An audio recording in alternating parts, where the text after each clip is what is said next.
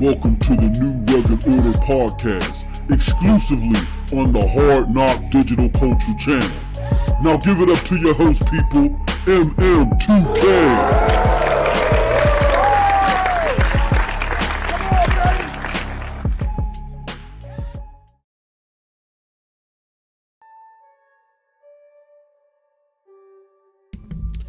Yeah, what is up, everybody? It is your boy MM2K of PNTS Network, Hard Knock Digital Culture, and we're back again with another NRO podcast. This is NRO episode 23. Can you believe that we're 23 episodes back in this thing since the reboot? I can't believe it. But we got a lot of stuff to talk about today. Give me a second, y'all. Already, man. I got to sneeze. Hold on.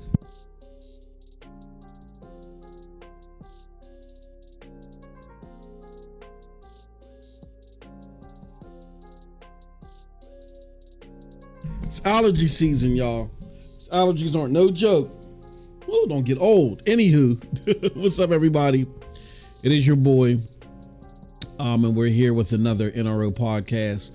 This is the podcast where we talk about AAA gaming, the biggest and best in AAA gaming, the providers, the games themselves, the showcases that show them, the fanboys that get it all twisted. Even though we're converting from even embracing the whole fanboy side, and I'm gonna get into all that. But I want to welcome you to this show. We got a lot of things on this docket this week. The big topic today is the biggest lies from fanboys that you would have heard summer 2023 going into these showcases. We're going to also talk about the summer showcases and what I feel about them. And then we're going to talk about some quick hit news. And then I'm going to give, right after the quick hit news, which we're going to start with that, I'm going to give my thoughts on Xbox. So we're going to break that all down. But again, I want to thank everybody for coming here. And I also want to say, before I get started here, there are some situations going on with Twitch.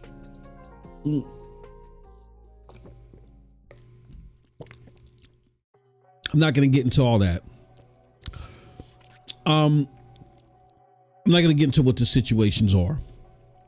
There's no need to kick dirt in anybody's face. And again, don't trust me. I don't feel sorry for anything that's owned by a multi-trillion-dollar conglomerate.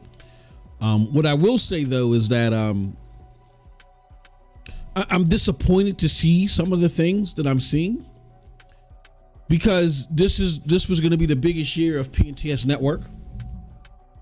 And it still is. Don't get me wrong. When you see the things that we're about to do this year, it's going to blow your mind. The problem is a lot of it was going to be relying upon Twitch. And because of some of the things that they are doing, we got to go back to the drawing board. So I'm going to do a video on MM2K Gaming YouTube. I don't want to do it here yet. I don't think it's appropriate to do it here. There's going to be some changes coming. Cold Blood Sensei in the house. What's going on, good brother? Good to see you as always. There's going to be some changes to this platform. There has to be because of what's going on. Again, I'm not going to get into the implications of, this platform is this and this platform is that. I'm not going to do that. We got business that we run. I mean, you guys are supporters of us. Even though we have a handful of supporters, you guys support us thoroughly, like bits and gifted subscribers and games and stuff like that. Like, you guys are very important people and you're very dear to what we do. So we're going to continue to, make this a place that we can all come to and kick it and talk about the latest and greatest in games. So the changes that are coming are not going to affect our most hardcore supporters. You know what I mean? Because we owe that to them. For those of you that like to breeze by and check us out on a whim or whatever, and there's nothing wrong with that, I'd be aware that there's going to be some changes. Because we want to make this a open platform to where anybody can just come by on a whim and check it out and say, oh, okay, this is for me. We understand that because we're a small group and we focus and we talk about things differently. Everybody may not say that. Like, I don't just sit here and wave a flag and bleed blue for PlayStation. I don't sit there and just toe the line or hold the line for Xbox. I don't believe in any of that stuff. There's people that do that. They think there's fun in that and there's stuff to gain from that.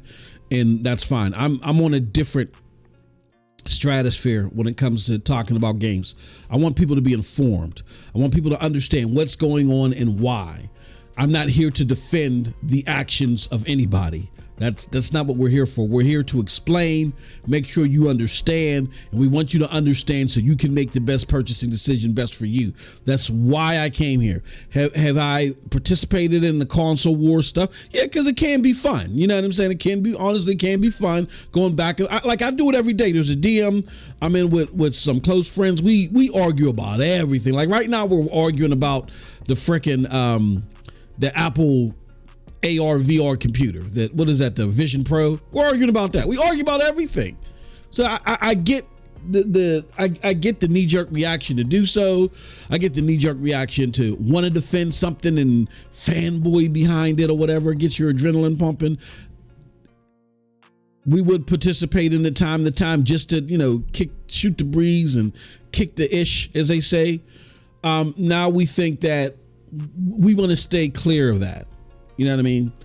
I'm not into defending anybody's actions. If there's a valid reason behind XYZ being done, we'll break it down. What we're going to do is we're going to break down what happened and why. And I will share my personal thoughts on that. But no platform gets the benefit of the doubt from me any longer. I mean, we were given a cold, hard dose of reality from PlayStation a couple of weeks ago with the arrogance that we're seeing from them. So we get that because we don't hold a flag for anybody, that a lot of people come by this content and they're like, oh, well, who is this guy for? Oh, he's not for PlayStation. He's not for Xbox. Oh, he thinks he's a neutral. Oh, he likes cloud gaming. Let's get the hell out of here. We get there's a lot of people that do that. We also get that there's some people that are here to be informed. They want to have informed discussions and they want to grow in their knowledge base as far as this stuff is, and we try to do our best to provide that. And people catch this on a whim. I want to let you know right now that the ability to catch things on a whim are about to change, and it's not our fault. We have some big things coming this year, very big things for PNTS Network. They have to happen. And we get why a platform we may not agree with it. We get why a platform may want to do what they want to do. We understand the business side, but one monkey is not going to stop the show.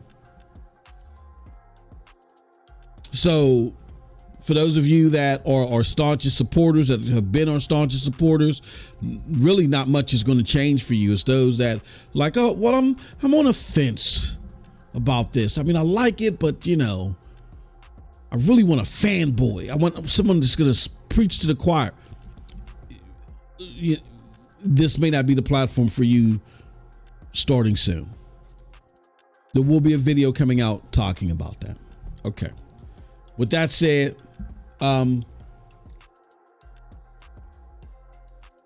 let's get into the news.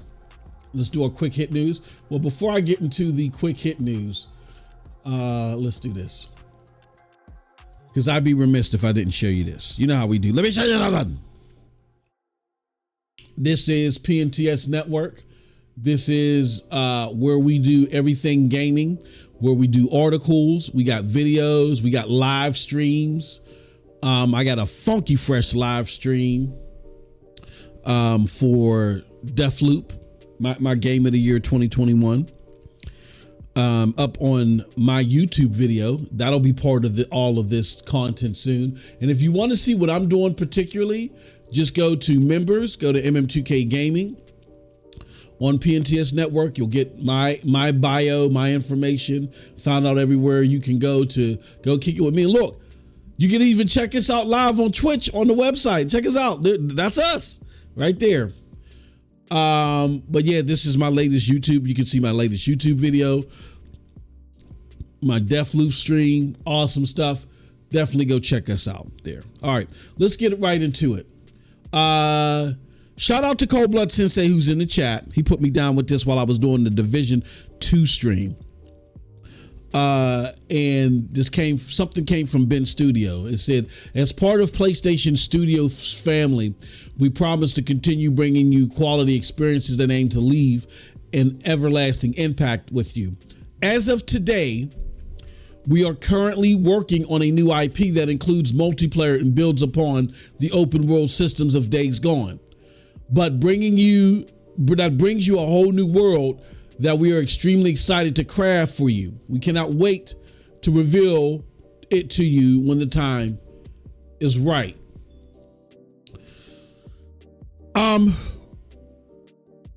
The part in particular that says we are currently working on a new IP that includes multiplayer and builds upon the world systems of Days Gone. So it sounds like this is not Days Gone.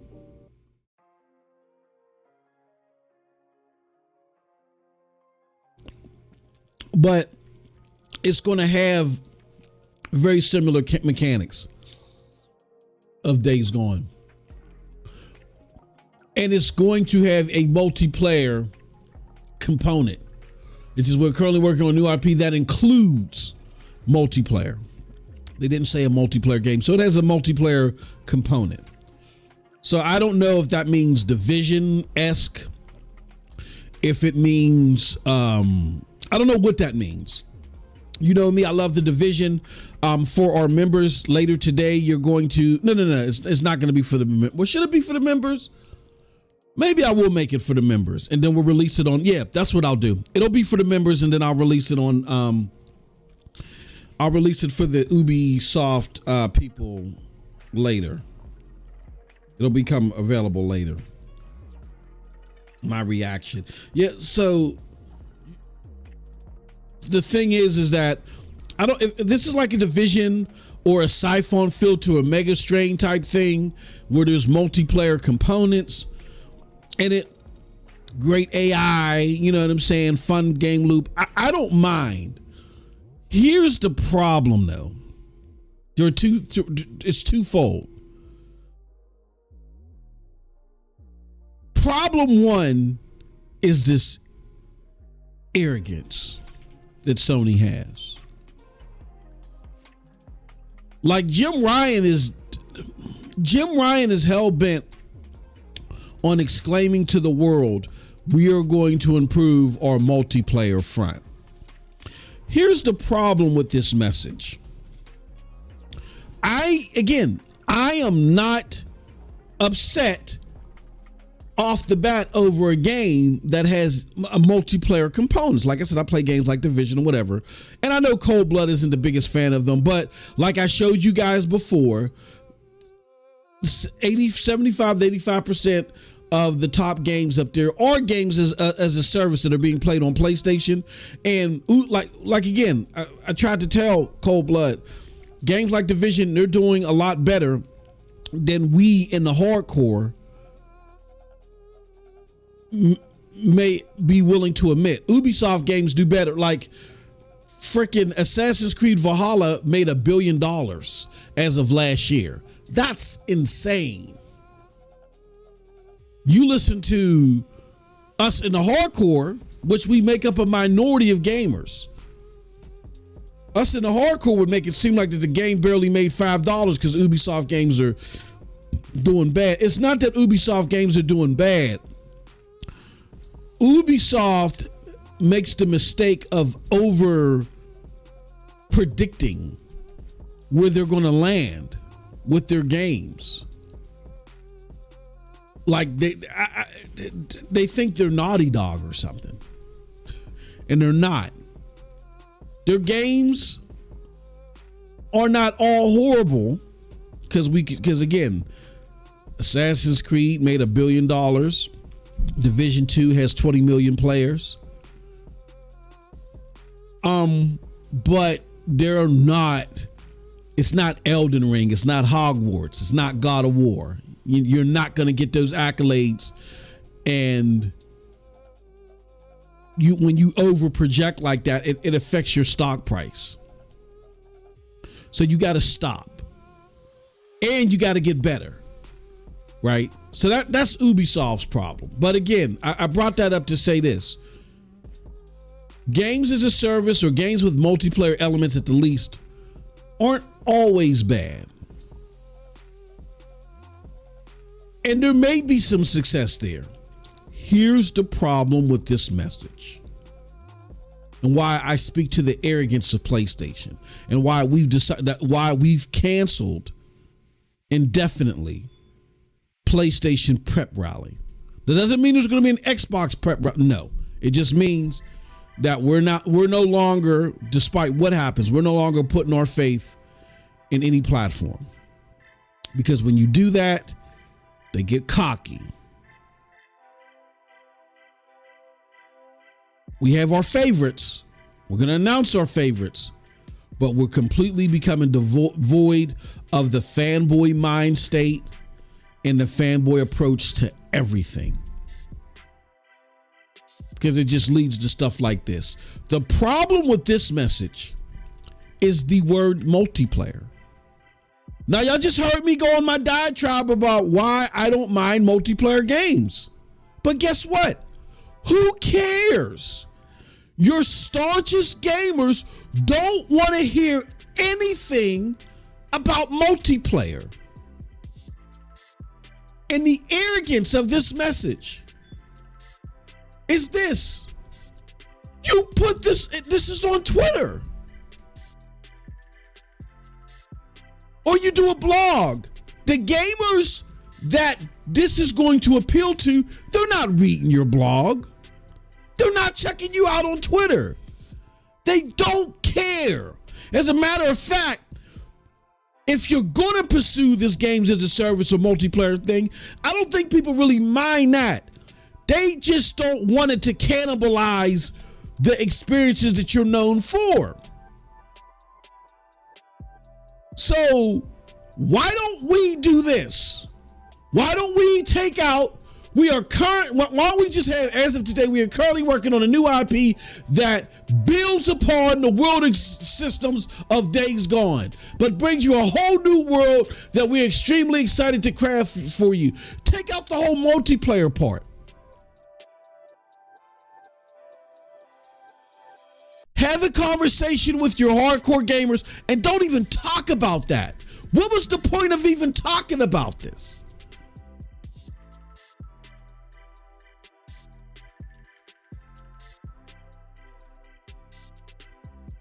I don't know.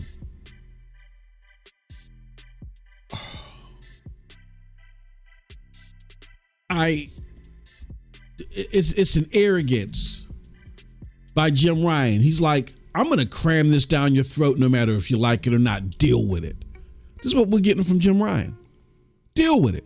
Do I believe the bibble babble that all of the games that are like they're everything's going to be live service from place? No, I don't believe that at all. They're not dumb.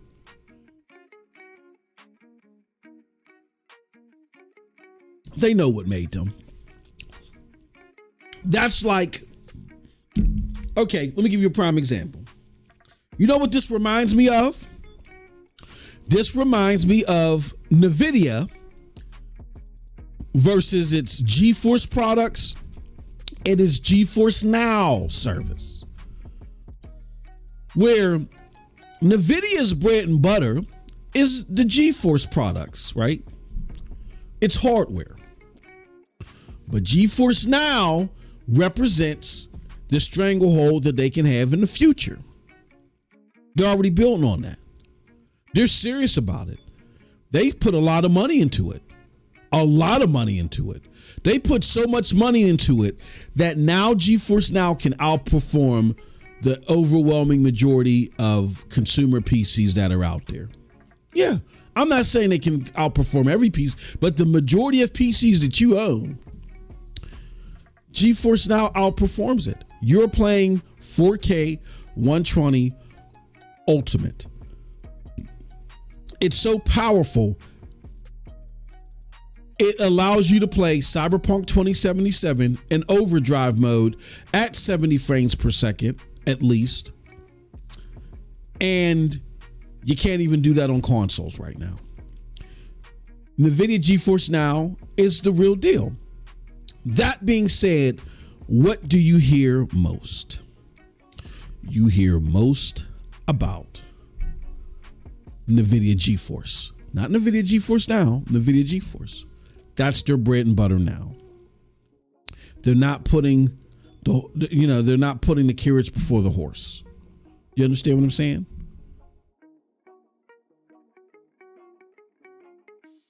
Sony's doing the same thing. They're going through an internal renaissance where they're prepping for something that they feel is going to be a main business driver in the future. Ain't nothing wrong with that. But it's not happening yet. So while it's not happening, you don't dismiss the gamers that are making you who you are now. And I get it. I already showed it last week. Last few shows, as a matter of fact, that most of your gamers, the games that they're playing are the games as a service games. But the gamers that carry the mantle for your success, that attracted those gamers to your platform, are your hardcore gamers. They are your biggest and most effective mouthpieces either way. Don't ever confuse that. And Jimmy Boy got it confused. Why is the word multiplayer even in here? And the thing too that's arrogant to me, the second part, is that the fervor behind Days Gone is so huge. Like, people are upset about it not getting a full sequel. You just had the revelations of factions being delayed because Bungie is telling Naughty Dog what to do.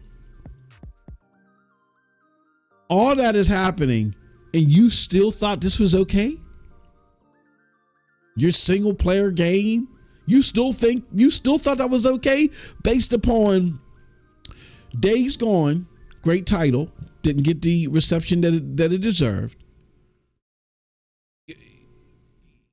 And Naughty Dog is now being sunned by the games as a service gods, and you still thought this was okay? Like, are you that disconnected and arrogant? Like, I have it on very good authority that the games that we're looking for are already ready to be shown. people that you know and trust, that you have known and trust before, have already said, I've seen this stuff. They were talking to me about this stuff, not specifically, but they were talking to me about the bundle of like, man, wait till you see what PlayStation got coming, man. They were telling me this years ago when I was talking to them about something totally unrelated about PlayStation. That's all they wanted to talk about. So I know that PlayStation had stuff brewing. Or has it brewing? And the stuff that you want to see is showable.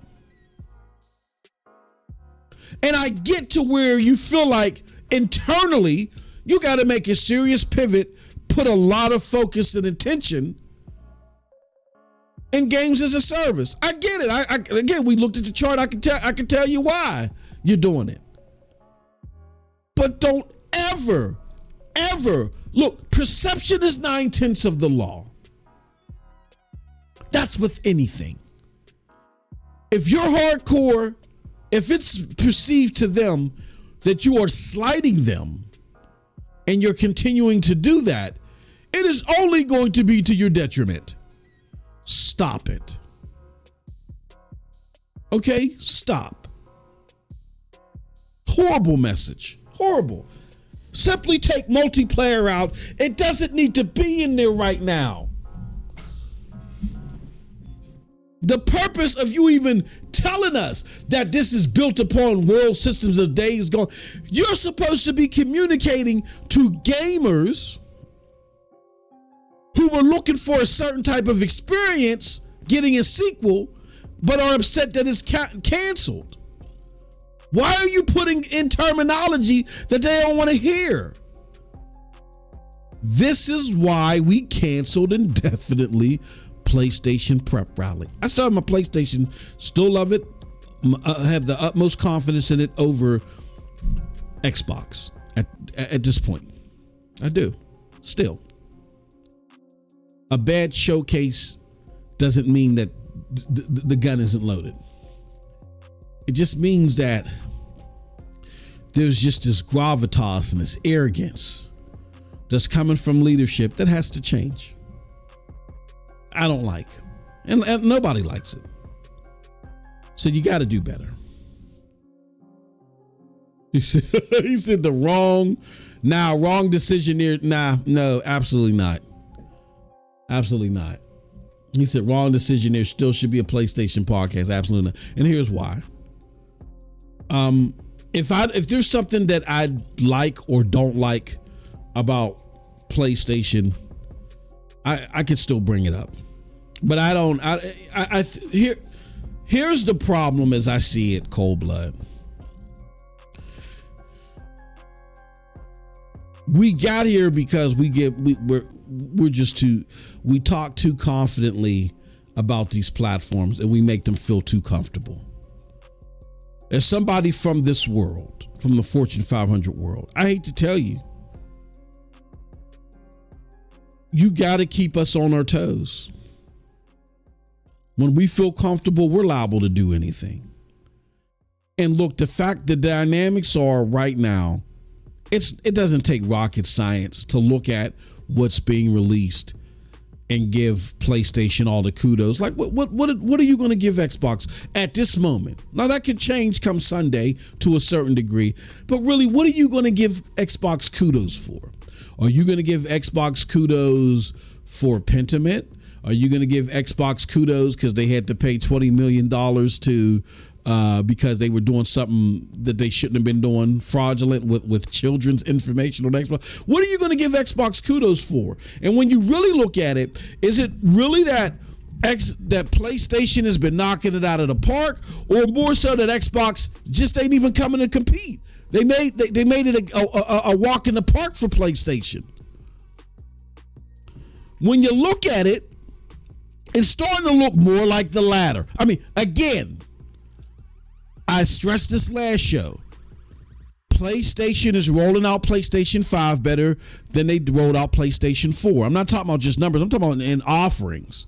So don't get me wrong there. You know what I mean? Like, they're starting it off, but it's not like they're doing it based upon having to be afraid of the competition. They've had it easy so far to this point. They've had it very easy. And by us simply giving them the spotlight and giving them the accolades for simply doing their job, I think it's starting to get to their head. Because look, even people like me, who for decades would not give PlayStation a leg up on anything, is now over there singing their praises. I think there's a more constructive and helpful way to give them kudos when they deserve it without inflating their ego too much so they can stop doing stuff like this. So yeah, that's why I canceled the show. Doesn't mean we're not going to talk about PlayStation. We talked about PlayStation last week. We'll talk, I mean, look, the way things are, PlayStation is going to dominate the market anyway. There's a very strong possibility, Cold Blood, that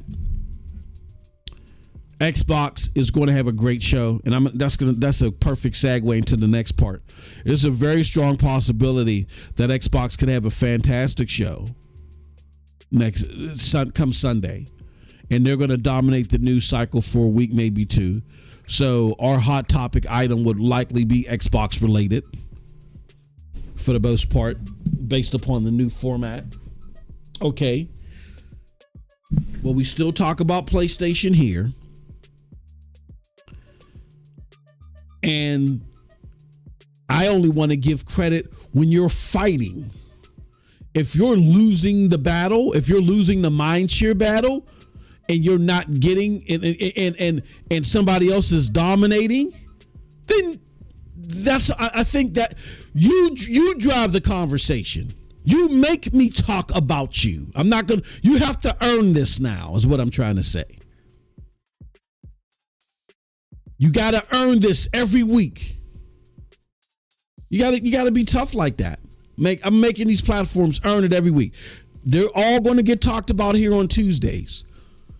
But that one platform that we put the spotlight on, they got to earn it that week. They're going to get their own spotlight. They got to earn it.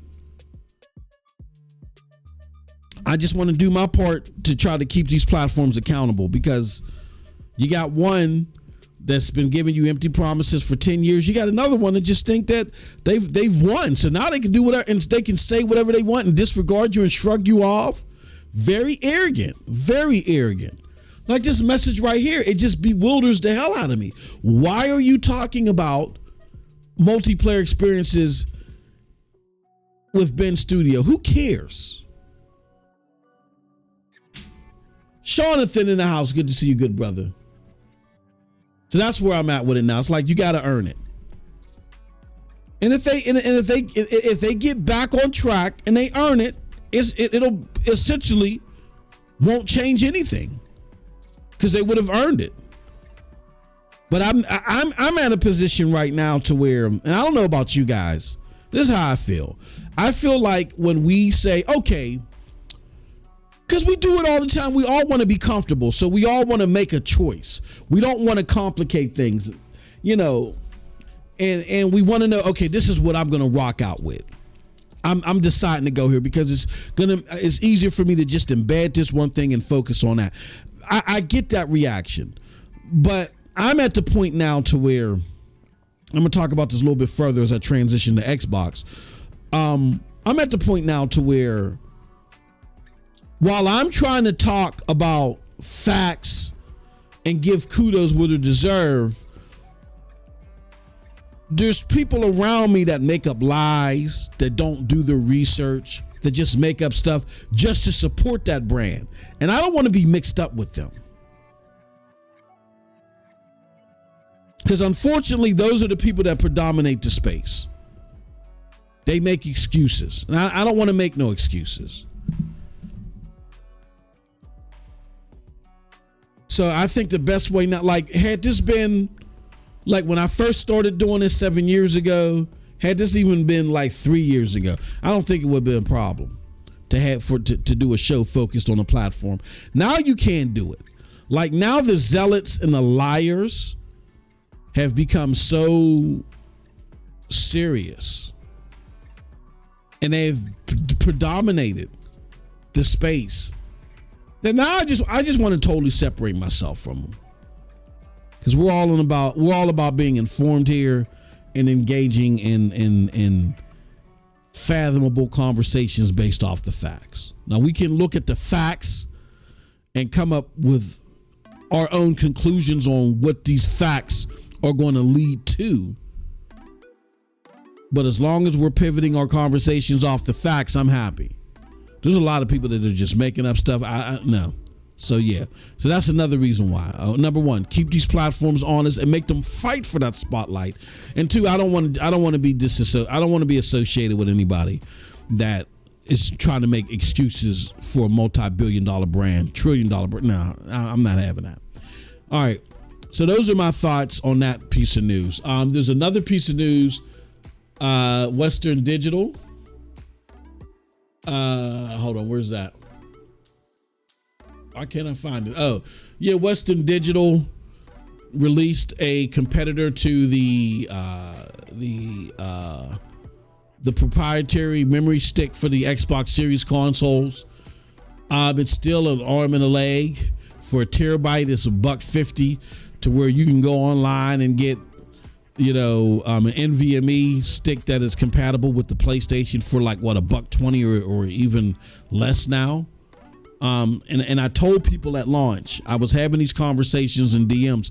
I told people at launch, I said, yo, you just wait. You're going to find out that because Sony is not using proprietary hardware and they're using what's already out there on the market, that it's going to be so much more affordable on the PlayStation side. And I get that all you got to do is just stick it in the Xbox Series. But again, here's the thing.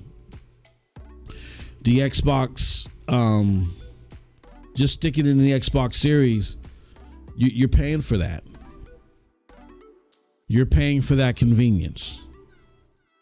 And I'm always an options person.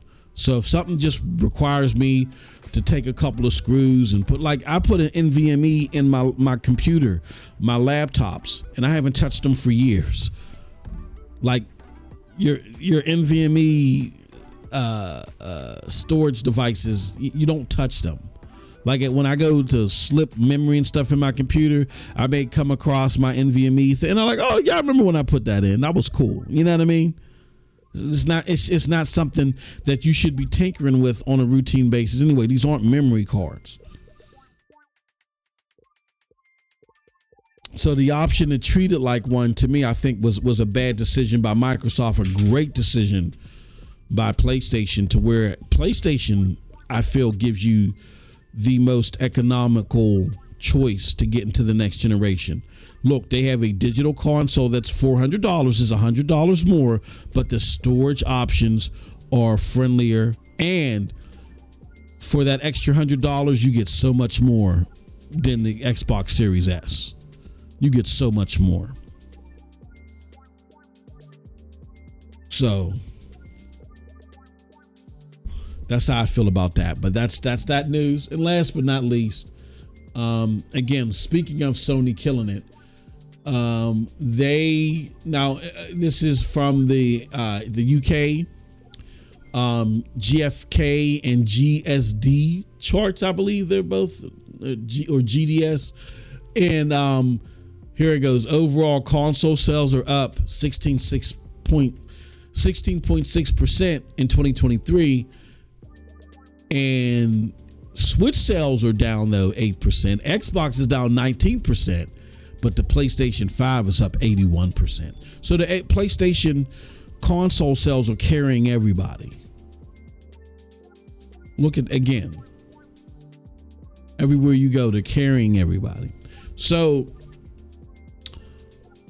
PlayStation is killing it, but that's kind of like connected to my prior point on why I don't want to feed their cockiness. Like now it's great that you're getting the saturation. I think you deserve it. But now you got to start talking to us about these games. We already got it. Okay, we'll make that a never was. You had to really let us know that you're focusing on games as a service. Okay, now we get it. We want to see the other games that made you who you are, that brought us to the table in the first place. So it's time to talk about those.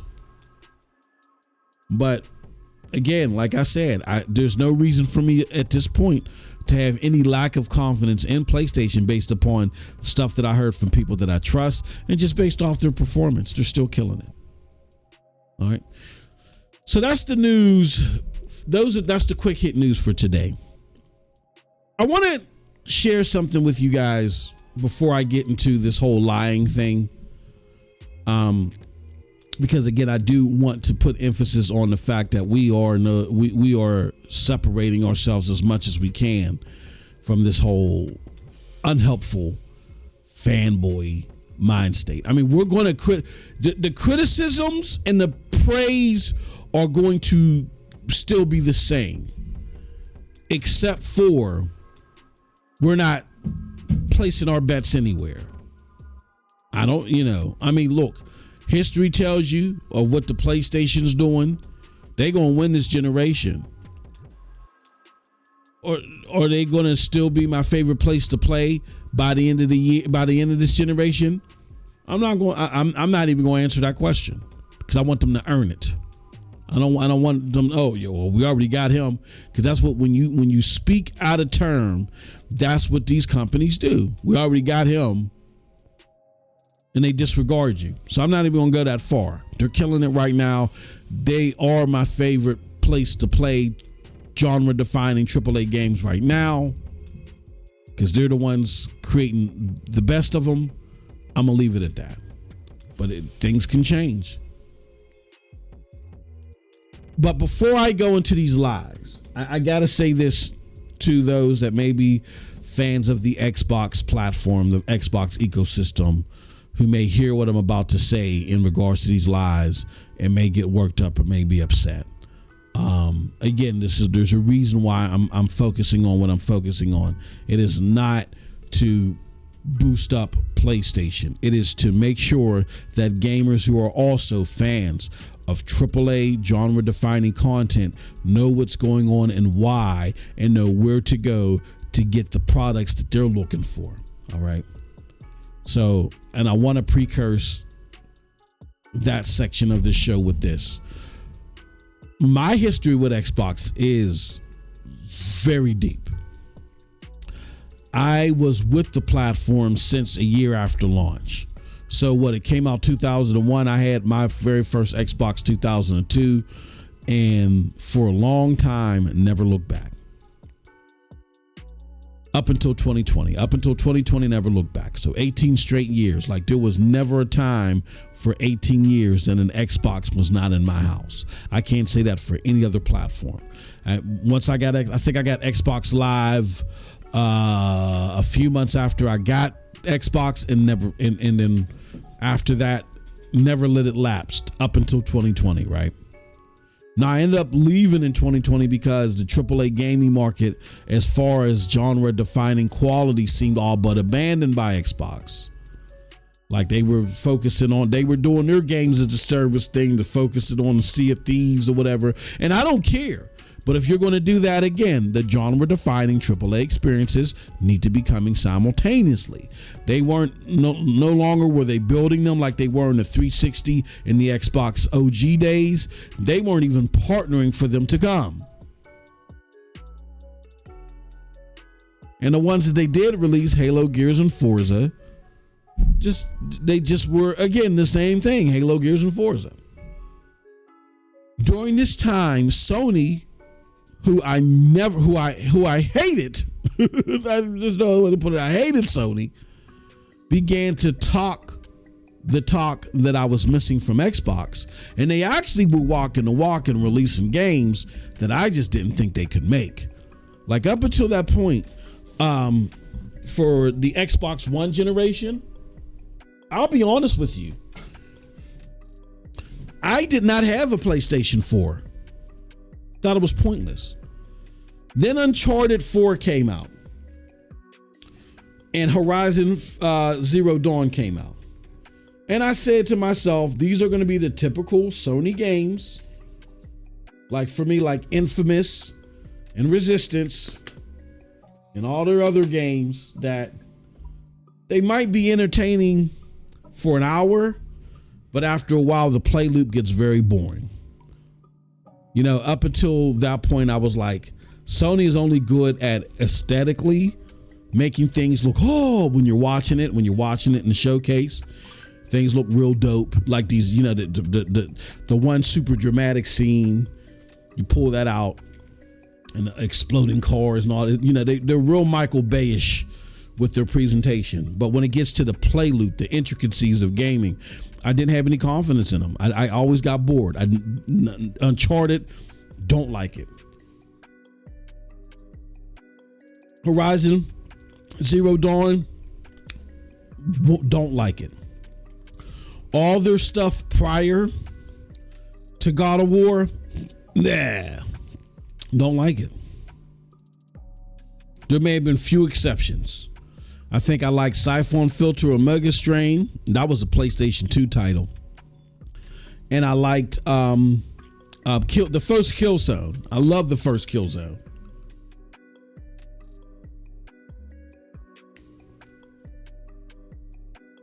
Right? Everything else. Then God of War came out. And I slept on God of War first. I just said this is going to be another over the shoulder. Got a cool play loop. Interesting play loop for the first hour or two. Gets rapidly boring. Stupid AI. Boring mechanics. Gameplay mechanics. But then I kept playing it. And kept playing it. And kept playing it. And it was the first PlayStation game that I beat in years. And I loved it. Loved every moment of it. Couldn't believe it. So I said, okay, that's the rare exception. And then I said, well, Santa Monica is the better studio. Santa Monica is the only one. They've taken the Naughty Dog formula and they've actually made it enjoyable.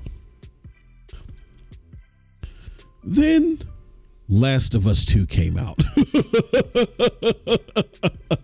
And by the time Last of Us 2 came out, that grew into something that I just didn't expect. And I loved them. And I still got to finish that one though, but I love that one. And then I realized, hold on, Sony's going through an evolution. They've taken the parts that are familiar and, you know, reused, but they've perfected them. And now you have this situation where skeptics like me, who hated on the platform for decades, now I'm engrossed. And meanwhile, I'm looking at the box that I've loved for decades, just about. And I'm not getting this. I'm not getting it. I used to get this. I used to get this and more. I'm not getting nothing like I don't even recognize Xbox anymore. So because of those dynamics, I left the platform. As many of you guys know, I'm a big tech head. So cloud gaming at that moment and still has enamored me on its possibilities. And it's still a growing market. It's still growing. It's still fleshing things out. It's, you know, the capabilities are there. It's just that it has to become lucrative for developers for them to dive into it. There's many things about cloud gaming: no downloads, the portability, the ease of use, and the affordability that comes with it that makes cloud gaming so fantastic and something that I cherish more than native gaming. But when you look at the overall experience, because of what people are willing to invest in, they're going to invest in the money makers. And right now, cloud gaming isn't a money maker. So they're putting all their newest ideas in the native gaming. So the overall experience for the average gamer, cloud gaming is not going to provide that for you right now, but it's doing a lot of stuff. So, you know, for those that have been following my content, I went from primarily focusing on Xbox to adoring Sony, but then getting engrossed in cloud gaming making that my main way to play, but understanding that when I'm looking for those once in a lifetime experiences, I'm getting them from PlayStation. So when the generation started, I had a PlayStation day one, right? Now,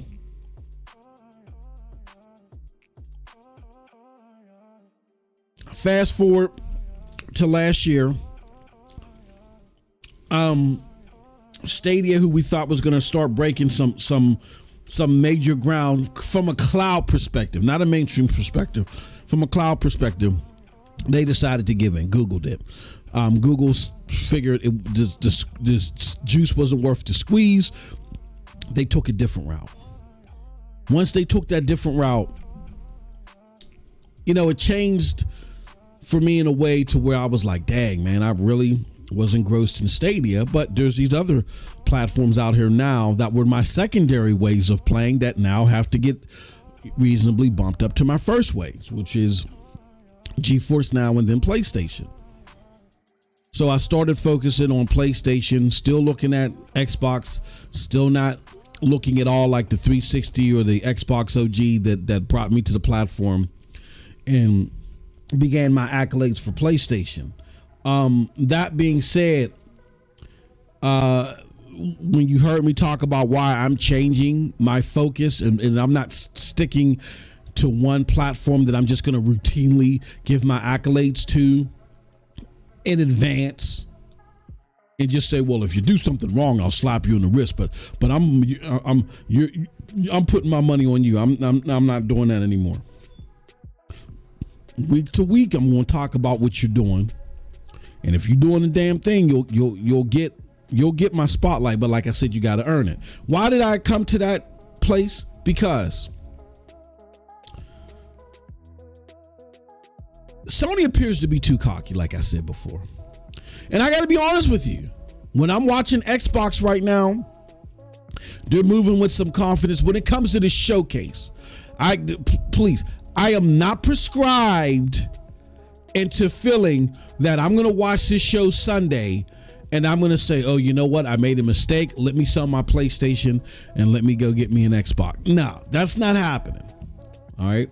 But I do like what I was hearing from Xbox. It seems like a confident, calm. I don't know if you ever been with somebody that hyped themselves up and they go over the top and they capping. But that person that's calm, they got that comfortable swagger to them. They're confident in themselves. It's like they know what they really working with. I'm getting that vibe from Xbox. So again, even if they have a fantastic showcase, am I jumping out of the window and saying, oh, it's over for... No. My confidence, honestly, as a consumer, I'm looking at this from a consumer standpoint, a consumer of AAA genre-defining content. A showcase doesn't replace the hands-on experiences that I've had with PlayStation over the last several years that I have yet to get from Microsoft. When Microsoft can not only showcase but then translate that in hand, and they do it more so than PlayStation, and then PlayStation don't do it at all, then that dynamic might happen. But the showcase would be a beginning to at least getting me to check them out, because I'm not even checking for Xbox right now. I got to be honest. That could change though with the showcase. So I hope for the sake of Xbox that they have a fantastic show. I hope for the sake of AAA gaming they have a fantastic show. I believe that they will. It's just a feeling that I got. We'll see. We'll see if my feeling is right or if it's off. But again, the showcase within itself is not enough. But if I look at those games and I say, ooh, those look dope, let's continue to see what's going on with them. And ultimately, as they launch or whatever, and it's like these games is dope, and I either want to get an Xbox, now I want to add Xbox to my portfolio, or I want to continuously donate into Game Pass, that could mean something for Xbox in regards to our content. But right now, we're not even there. This is all hypothetical. We're just changing the format of what we talk about and how we talk about it to not place our bets too soon. And when I say place our bets, I mean give our seal of approval. I mean, and again, when you look at it this far, I've been gaming for over 35 plus years. When it comes to console generations, when you're this far and you're that far ahead, it's usually over for that generation. This would be a first, an absolute first, and I haven't seen any indication. Not even a Starfield at 60. I haven't seen anything from Xbox. Like, let me put it like this. The thing that would make me believe that Xbox could potentially come out on top this generation, I haven't seen it yet. Like, we're having the discussions. Is Starfield going to be 60 frames per second? I wonder what Avowed is going to be like. Hellblade 2. Those all, if you're being open and fair and honest, those all have the potentiality of being great experiences. I get no vibes from these games, and the only one that kind of made me feel that way was Starfield. But after seeing it, at best, it could be a very fun, very engrossing experience. It could be a hell of a game. It could even be a 9+ game. It's not going to be like the next BioShock. You know what I'm saying? I don't get that vibe from it. Well, let me put it like this. I don't get that vibe from it now based off of what I've seen. We'll see more this Sunday. Hellblade. I haven't seen nothing but pretty polygons. I haven't seen anything in the realm of gameplay that's gonna. Avowed. I mean, again, I know we just saw a CGI trailer, but that CGI trailer was to represent the visual game plan for that title, unless they completely flip the script. I don't see anything that is mind-blowing that makes me say, oh yeah, even if that's hitting on all cylinders, it's going to do it. Xbox would have to show me something I haven't seen yet for me to get there. But anything's possible. I sent in a DM to somebody. I said, look, I'm going to keep an open mind to this. Anything's possible. And they were like, oh no, Xbox is going to mess it up. I said, no, you don't know. You don't know. We will see. But again, as far as me seeing a showcase, and based off that showcase, me saying, okay, now they're going to do better than PlayStation in their offerings, they'd have to show me something they have yet to show me. Like, there has to be a game. What I'm talking about is I've never even seen the concept. It's not going to be Fable. It's not going to be Avowed. It's not going to be Hellblade. It's not even going to be Starfield. It has to be something, a concept that we have yet to see. We know nothing about. That would make me feel that from a showcase. And why do I say that? I ain't felt that way since I saw BioShock, since I saw Fallout. When I saw BioShock and Fallout on Xbox's stage during the 360 era, that's when I knew. I said, oh, they done turned the tables. It's a wrap. That's the level of changing the game that I gotta see. All right. Okay. All right. That being said, let's get into these lies, man. Let's get into these lies. All right. Lie number one. There's two big lies going on out here right now. And this is the main reason why I am not focused on the Xbox or PlayStation communities as far as the mouthpieces are concerned. Because you get a lot of people that are saying stuff, but it's not based on facts. Or it's PlayStation community's problem is they talk globally about things happening in gaming and they haven't done enough research. Like, they'll put down cloud gaming. Y'all don't understand it. Don't even talk about cloud gaming. I get, and we're going to get to that article. I get that. I forgot Ken, whatever his name is from PlayStation. Excuse me.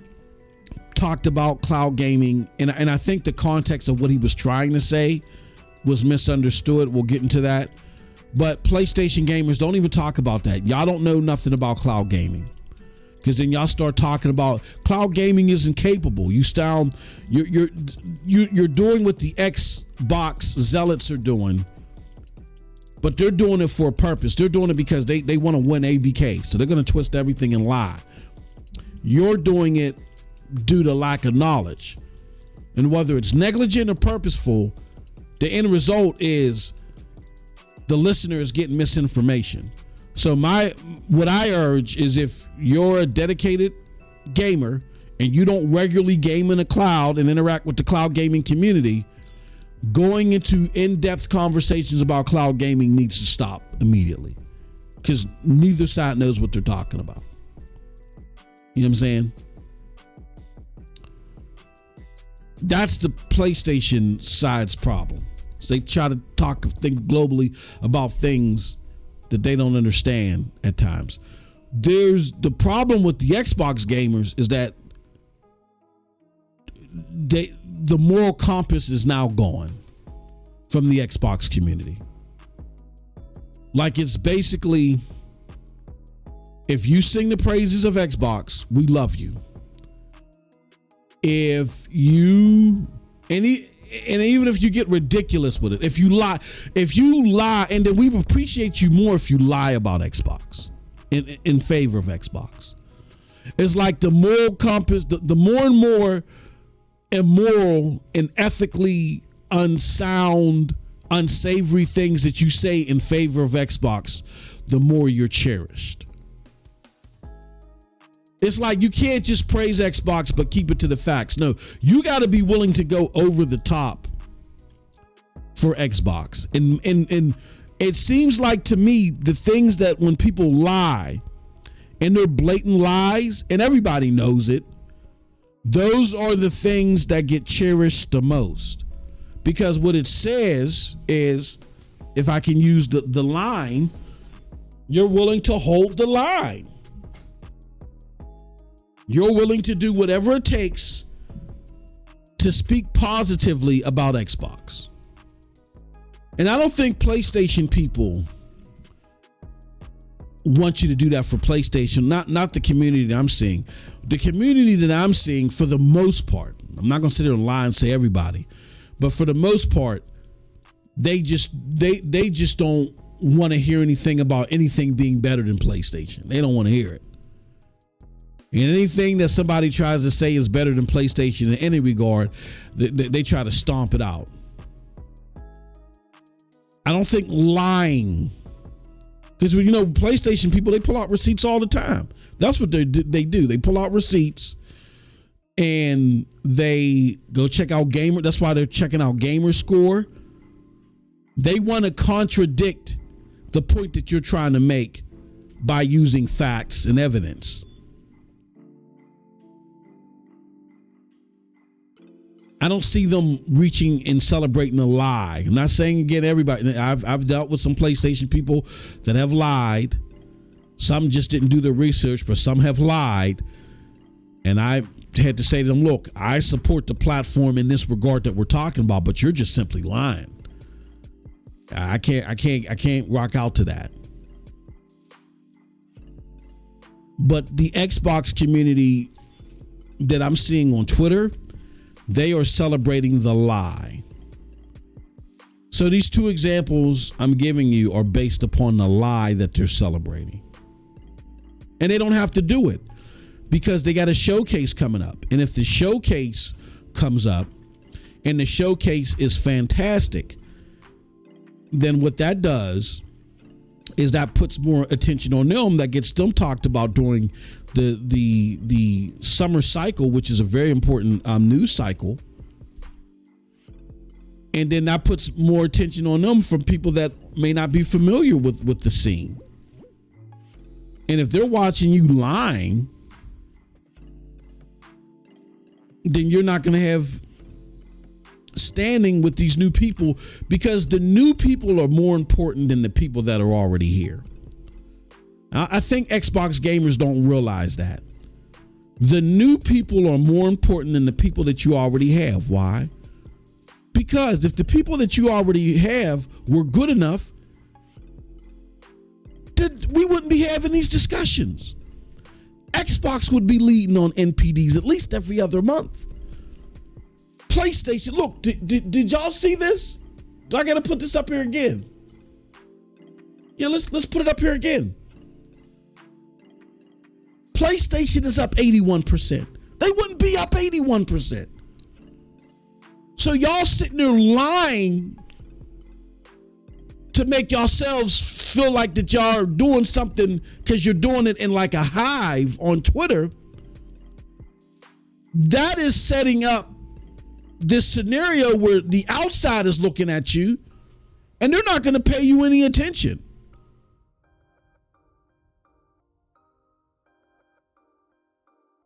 Like I would stop the lies. You ain't got to lie to kick it. One of the oldest sayings that we say in the hood. You ain't got to lie to kick it. Well, maybe we're not saying it anymore. Maybe it's just me. But here's Paul Game Forever says, generally we don't lie. Yeah, I mean, if anything that PlayStation gamers are guilty of is being dismissive. Being dismissive where they shouldn't be dismissive. That's the general PlayStation gamers' Achilles. The Xbox, y'all lie. Let's get into it. So there's this narrative that when the UK sales come out, that they're a nothing burger because they only focus on physical games. And when news like 79% of Street Fighter 6 sales are on PlayStation versus, I forgot what it was for 18% on Xbox, or console sales between the two, people want to dismiss it and say, why are you focusing on UK charts? They only show physical. That's the only thing they tally up is physical. And Xbox has a whole bunch of, most of the consoles that are sold over in the UK are digital. So when you factor in all the games, Microsoft is going to make up that ground. It's going to be a lot closer. So why are you focusing? Just bringing up UK charts is stupid. I actually had this conversation with a content creator in a DM, and I kept warning him, like, stop. You know, I'm a numbers guy. Y'all know this. Y'all know, look, we've been kicking it since 2017. That's 6 years. Y'all know I'm the numbers guy. Stop it. Nope. Kept going on. I had to pull out the numbers. How does the commercial go? The Allstate commercial go? Silence. Right? Didn't end there. Shout out to my brother J Dub, and shout out to Uni Sensei. Uni the Sensei. Now, you know, Uni gets very hyped up about what's happening in the console war space. He is an Xbox supporter, but he's quick to, get on them when he feels like they're not performing up to par, where they drop the ball egregiously, right? So I came in the space where him and J Dup were hosting it. And like I said, I like to have fun every now and again and talk my ish, Xbox is doggish and all other stuff. And I was like, well, here's the thing, y'all. The reason why I want to come up in this space, is to let the listeners know that stuff that y'all hearing about the UK charts being a non-factor, it's bogus. It's a lie. Don't listen to that. Actually, physical games make up 40% of the purchase dollars when it comes to console purchases. Physical games make up 40%, not 10%, 40%. And Uni's first knee-jerk reaction was, no, don't come up here with that pony stuff. You lying. And I don't think that Uni was lying. I think he authentically felt that way. Why did Uni authentically feel that way? Because he hears it so much from the Xbox zealots over there.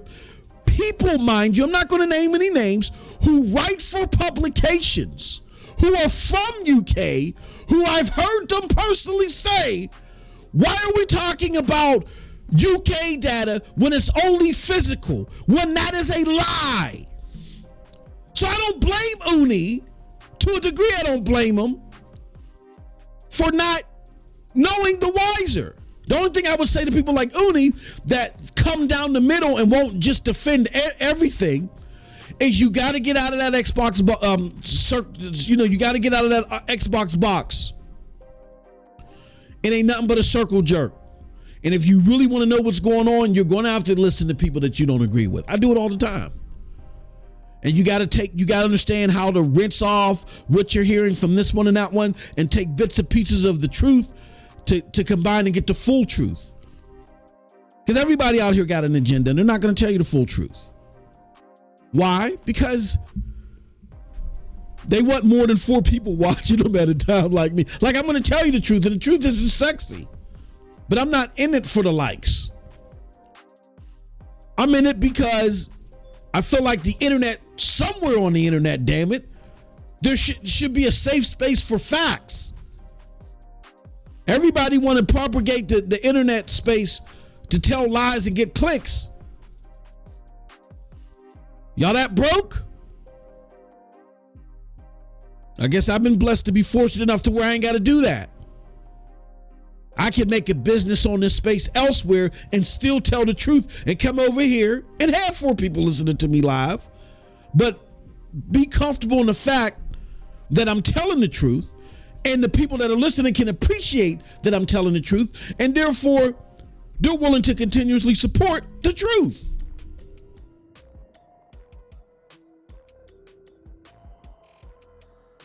And at least there's a record out there for somebody, so as they hear people being lied to, they can say, no, you need to listen to this.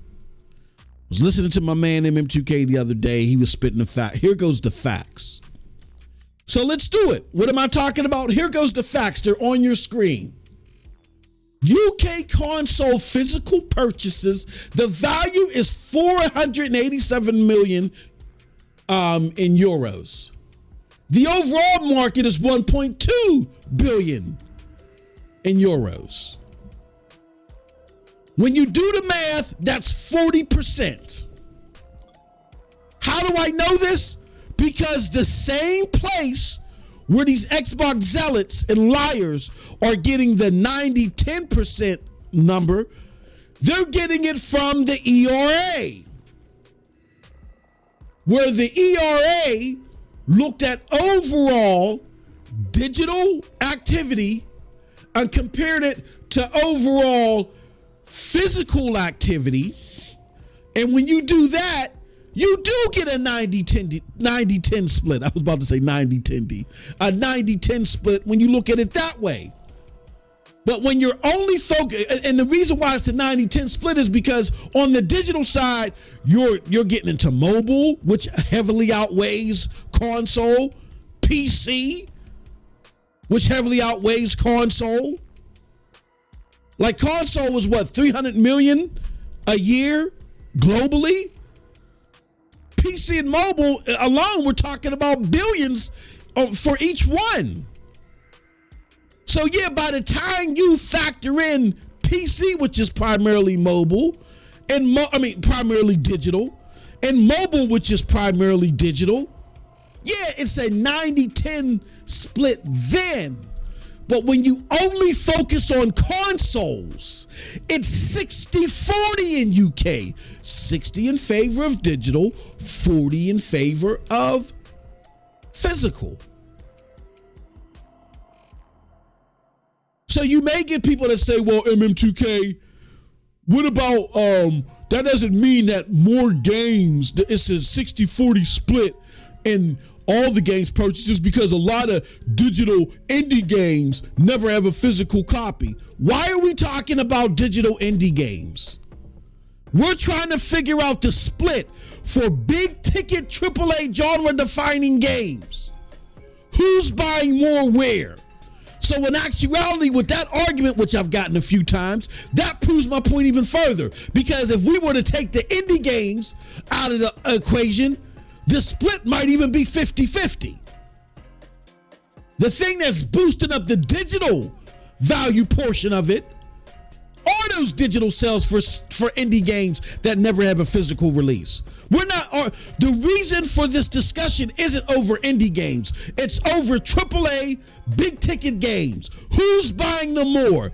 PlayStation or Xbox? That's the thesis of the conversation. So when you're looking at it that way, it would be in more favor of physical AAA releases. But we're just going to leave the numbers as is. As the numbers are now, including those indie games that really aren't our focus on console. Console games are 60% digital and 40% physical in the UK. Period. That's what they are. And the inability for those zealots, that's why I call them zealots. They will do anything they can to propagate an idea. They're zealots. There are too many zealots in the Xbox community for you to listen only to them. You can't do it. Because there are forces, and God bless them. Some of them are my friends. But I feel funny when people are doing stuff and lying to consumers. I'm the type of person, like I just had a conversation with a business partner of mine, good friend of mine. We've been friends since we were 14. I had the conversation with him. I said, bro, you a stone cold liar. Because he wouldn't lie about something that he didn't have to lie about. I said, you a stone cold liar. And I chastised them online. Like, look, bro, let's be on. We're doing business. Let's be honest, man. Don't lie to people. I get that it'll benefit us, but I don't want to operate like that. He knows that that's how I get down. I'll tell my friends in a heartbeat, you're lying. You're a liar. Because even though you're my friend, that doesn't give you the right to, I'm not going to co-sign on you taking advantage of people. I don't like that. And especially if you're out there doing it on behalf of a company, a company worth trillions of dollars. No, I don't dig that. So I have friends doing it. They know they lying. I don't like it, man. I don't like it. Be honest with you, I don't like it. And I've called them out on it. Like we've had, I don't want to say serious conversation, ain't but so serious you can get about video games. But we don't went at it, and I told them, you a liar. You're a liar.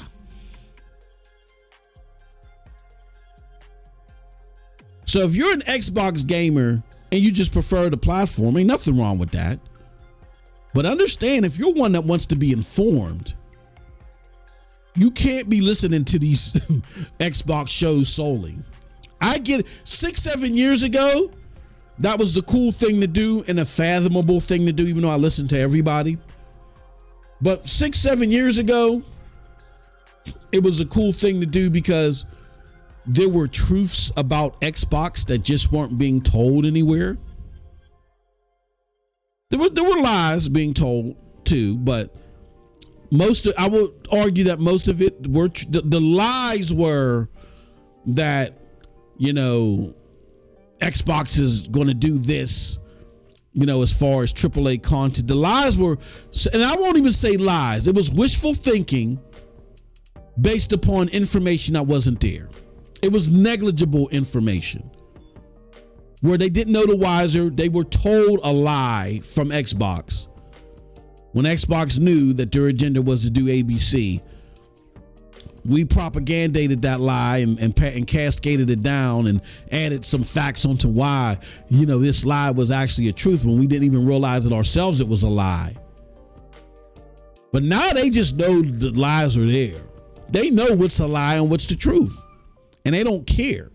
There is no way that someone that works for a publication that lives in the UK, that understands that UK has two major distribution forms when it comes to these numbers, GFK and GSD. GFK is physical only. GSD is everything. There's no way. And again, they talk to the GSD numbers are put together by GameIndustry.biz.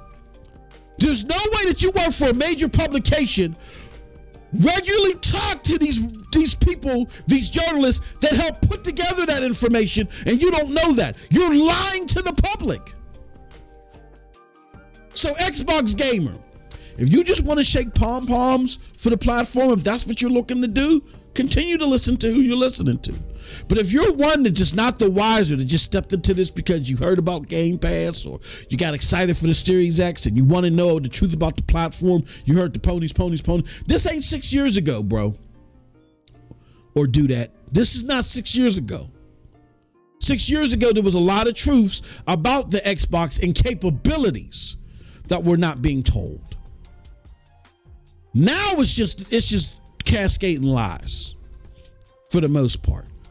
And if you're not cascading lies about Xbox, you get rigorously attacked.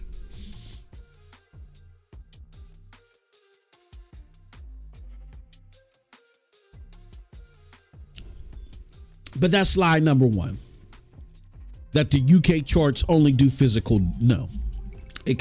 That comes based off of calculations. And if you look at these calculations right here, when you compare all digital purchases in UK to all physical purchases in UK, yeah, you're going to get a 90-10 split in 2022. Why? Because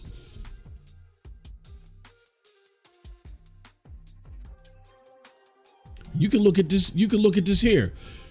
Total digital games are 4.1 billion. Total physical is 488 million. 10%, right? Exactly. That's why it was 90-10 in that ERA comment.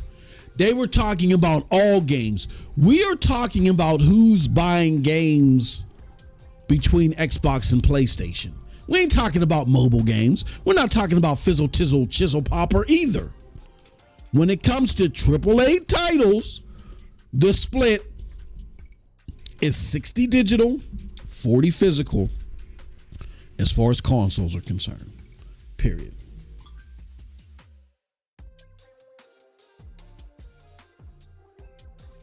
Paul Gamer says, Game Forever says, we are old. Absolutely. But these aren't those days of 2016 or 2017. That's when I started doing YouTube. All right, that's lie number one. Lie number two,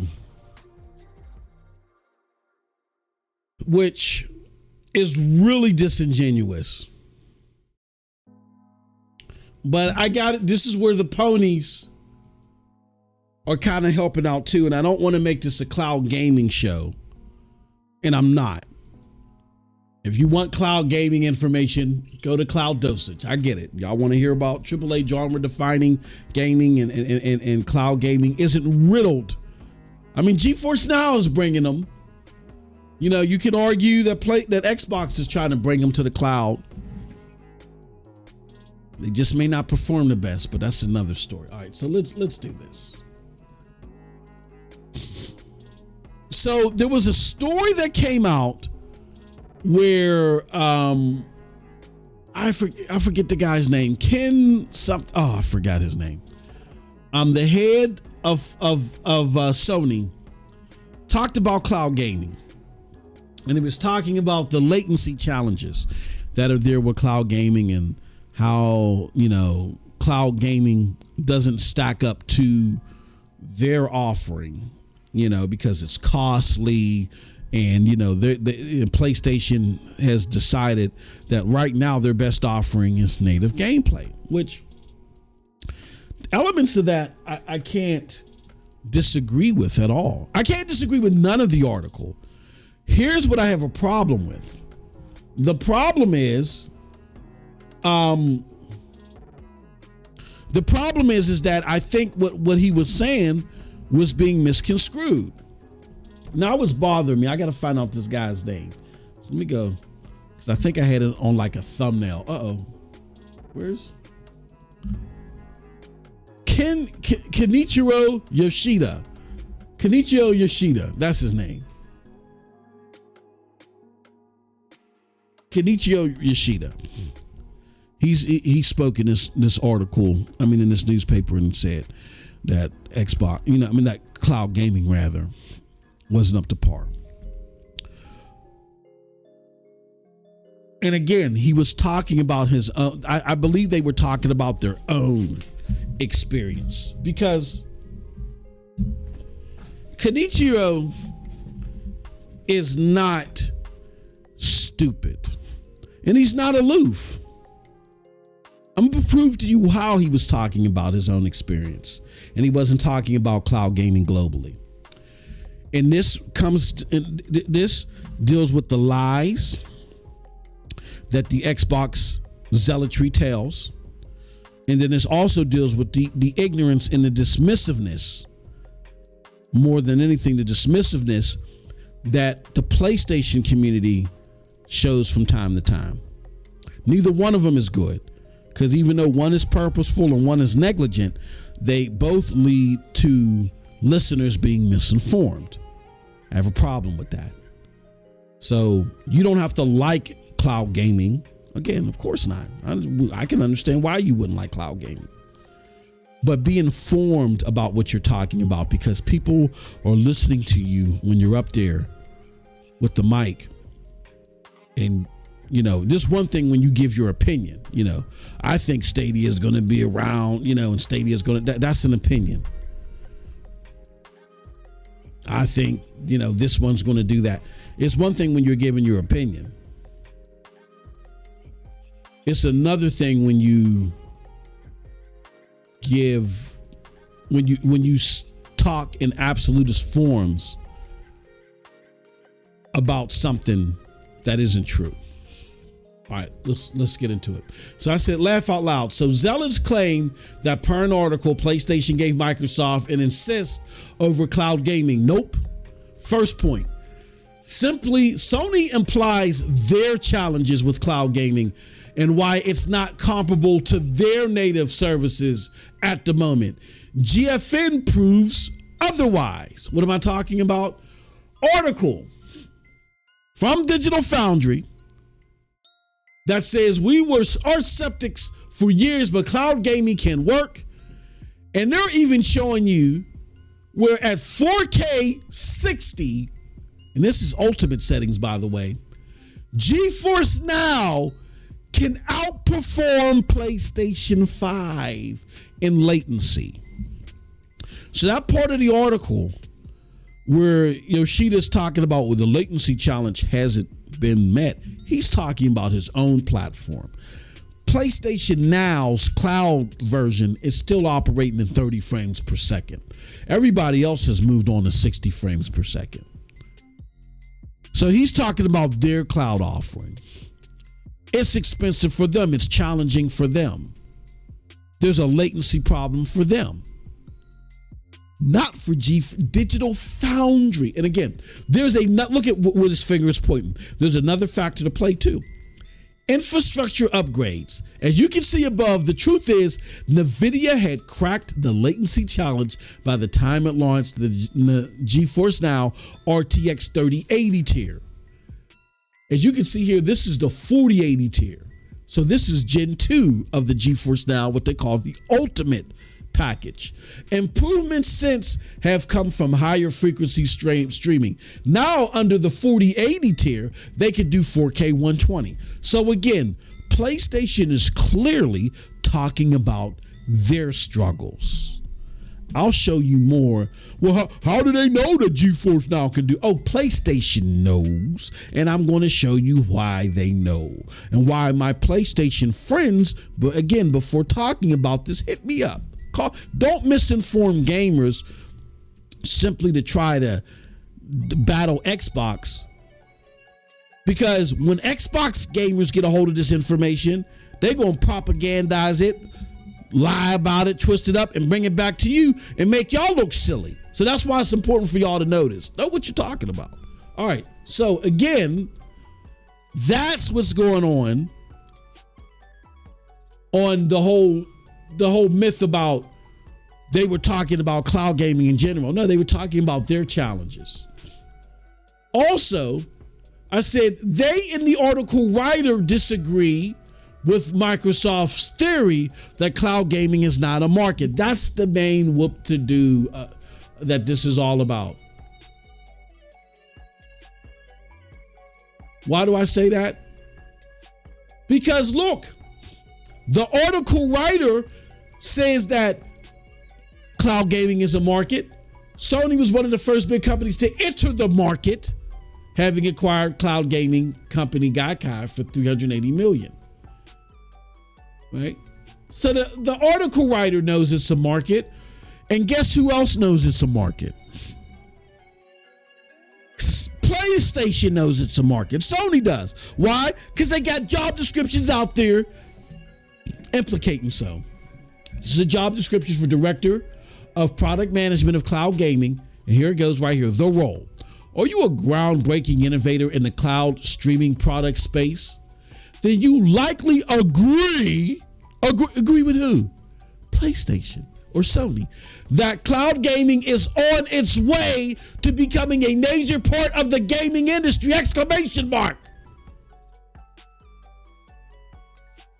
So again, Sony did not give Microsoft an assist.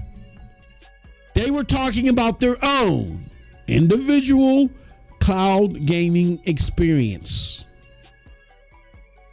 Well, how do you know? I mean, maybe Sony was wrong, but the fact that they believe that, maybe they believe that for cloud gaming across the board, Sony would know. Again, proof that Sony is not. Well, this is an example of the Xbox zealotry lying. Check this out. Sony or Google, I suspect Sony, lied to the CMA and said cloud gaming outperforms PC and console gaming. Here is the lie. The fact that they'll flip it on you. They'll do reverse psychology and say that they're lying. This wasn't Sony, by the way. It was likely Google and or NVIDIA. How do we know that?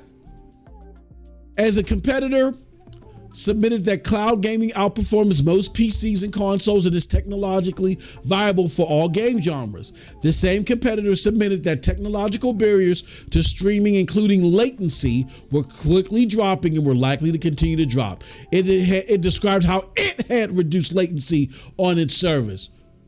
Now, who could that be? Now, Stadia's gone. It could have been Stadia too, because Stadia was great with latency. But again, the arch skeptics who are Digital Foundry proved that was the case. Okay, well, maybe that's just Sony. Maybe they're outperforming Sony, but they ain't outperforming all consoles.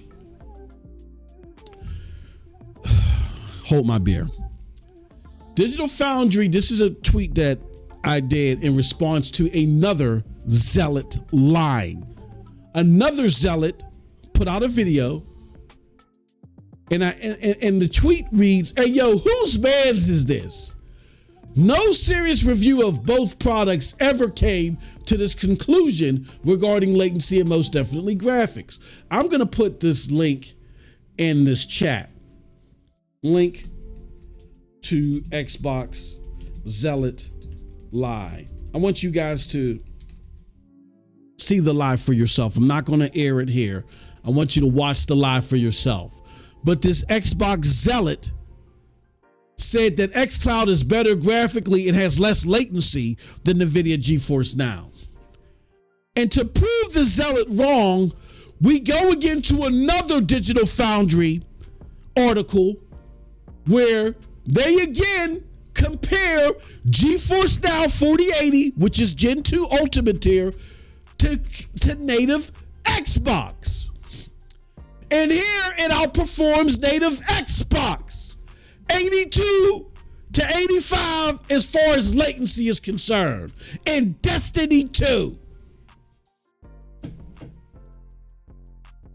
What are we doing here? And look, Xbox outperforms them by 20 milliseconds, which anything really under 100 milliseconds, the average gamer can't notice. Professional gamers really can't notice under 50 milliseconds difference. All right.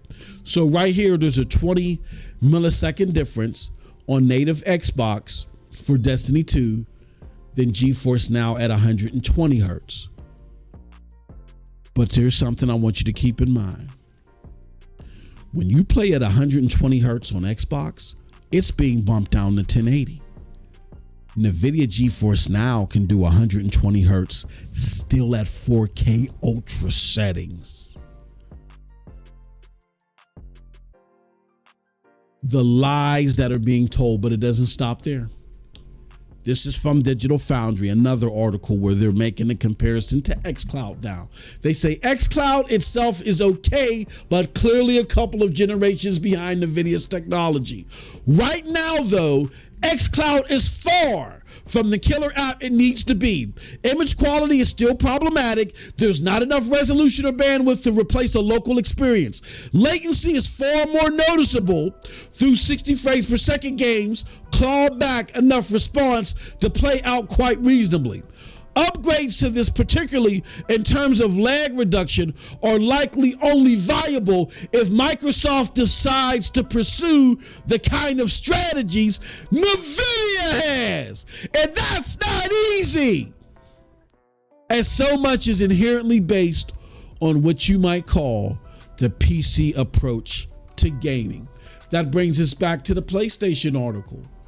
There's a reason why PlayStation said it wasn't easy, because Digital Foundry, who did a deep dive, said, look, NVIDIA, through its AI and its machine learning, is utilizing the PC aspects of this. They're giving you a powerful PC rig in the sky, and those are the instances you're playing through. Trying to take your console experience and put it in the sky isn't going to wield the same results. That's the same reason why Stadia was ports of the PC versions of games, and they use a proprietary version of Linux to do it. That was the secret to their sauce, many argued. So the PC approach of as far as how you operate these cloud servers, cloud gaming servers, seems to reduce the latency a lot more than the console approach. Hence why, again, PlayStation was talking about their experience. It's expensive for them. They haven't cracked the latency code for them because of their infrastructure, not cloud gaming overall. Hold on one second.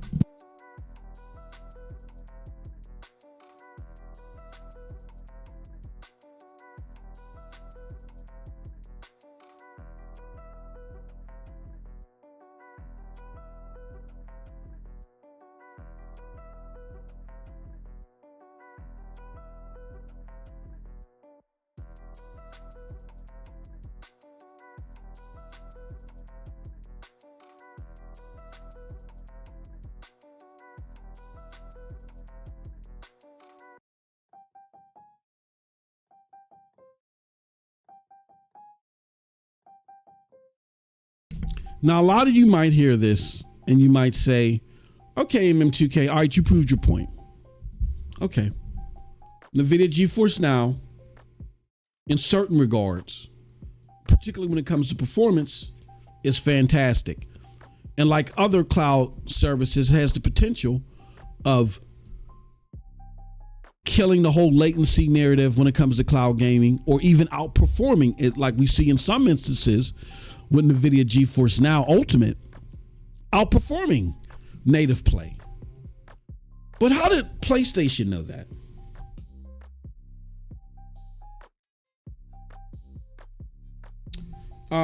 You're probably saying to yourself, how did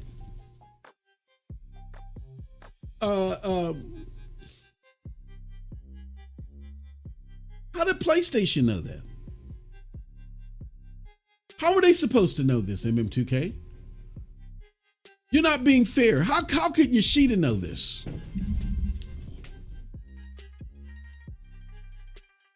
Oh, hold on one second. This damn chair.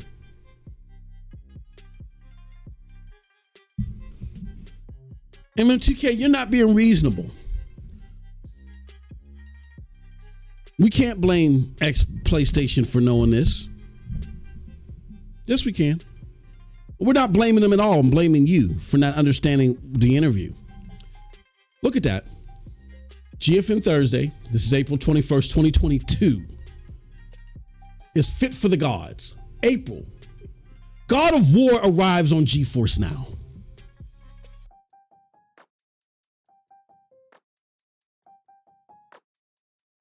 Look at that. Let's read the article. It says the gods must be smiling this GFN Thursday. God of War today joins GeForce Now library. So the PC version of God of War was now available at this time on GeForce Now. Sony Interactive and Santa Monica Studios Masterpiece is available to stream GeForce Now servers across all devices up to 144p and 120 frames per second for RTX 3080 members. So at the time, in Gen 1 in Gen 1 GeForce Now Ultimate, you could only get 120 frames per second at 1440p. Still, you could get it. And you can get 4K 60 on ultra settings via the PC. At ultra settings, no compromises. So then you had the potentiality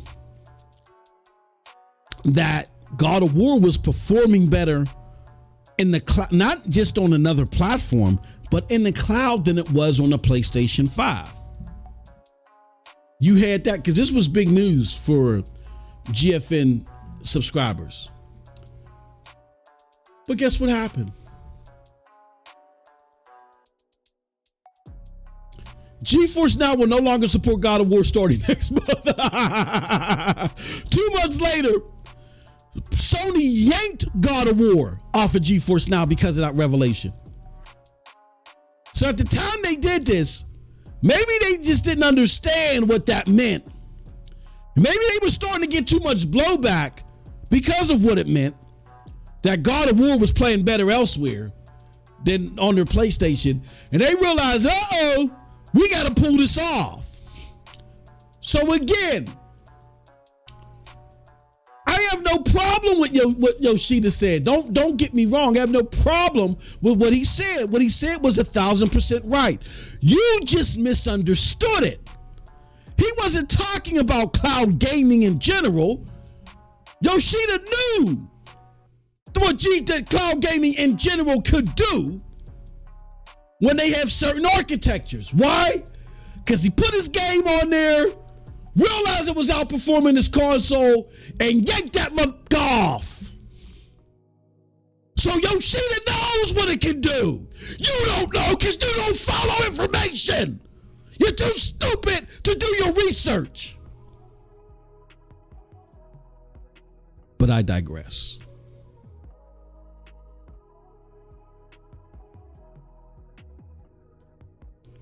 Yeah, man. We had to change the format of this platform. I see too many smart people doing too many stupid things out here, and it irks me. It irks me. You ain't gotta like cloud gaming. You don't need to. Cloud gaming is only a 1% business right now. It has to. It's going to reach its maturation with its current demographic. It'll slowly get to you.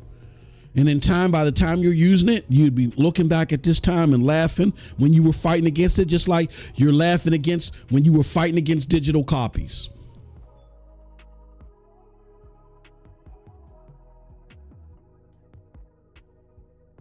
But again, don't cascade your ignorance to the rest of us. And don't cascade your lies to the unsuspecting gamer. Do your research. Yoshida did. He was talking about his experience on the platform with cloud gaming. And everything he said was 1,000% right about his experience. It makes no sense to take PlayStation games that require XYZ fidelity, that require XYZ, performance for them to shine, and put them on your cloud platform when your cloud platform at best is doing 30 frames per second now.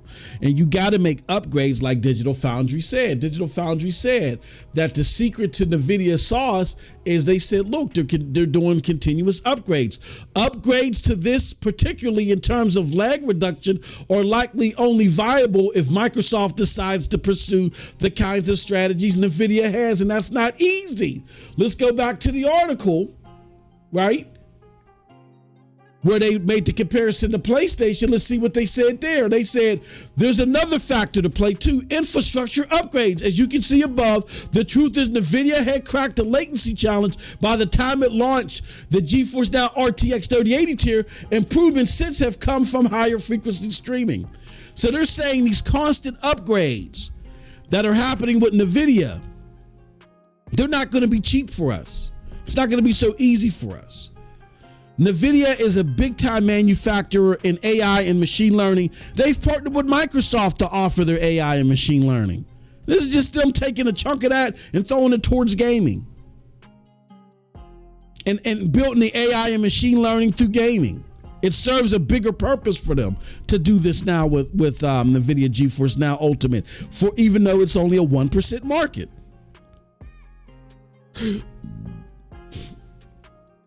Excuse me. So that's why he was talking about his experience. There is no way that this is a W for Xbox, because the Xbox argument versus CMA isn't about cloud gaming. CMA isn't saying that cloud gaming is the reason why we blocked the deal is because cloud gaming is a threat. They said what CMA said is that cloud gaming is an option, and it's a fathomable option to those who can't afford expensive hardware. Now, it may only be 1% of the gaming population that has that problem, but it's a group of gamers nonetheless. And you're supposed to protect the market regardless of how big or how small.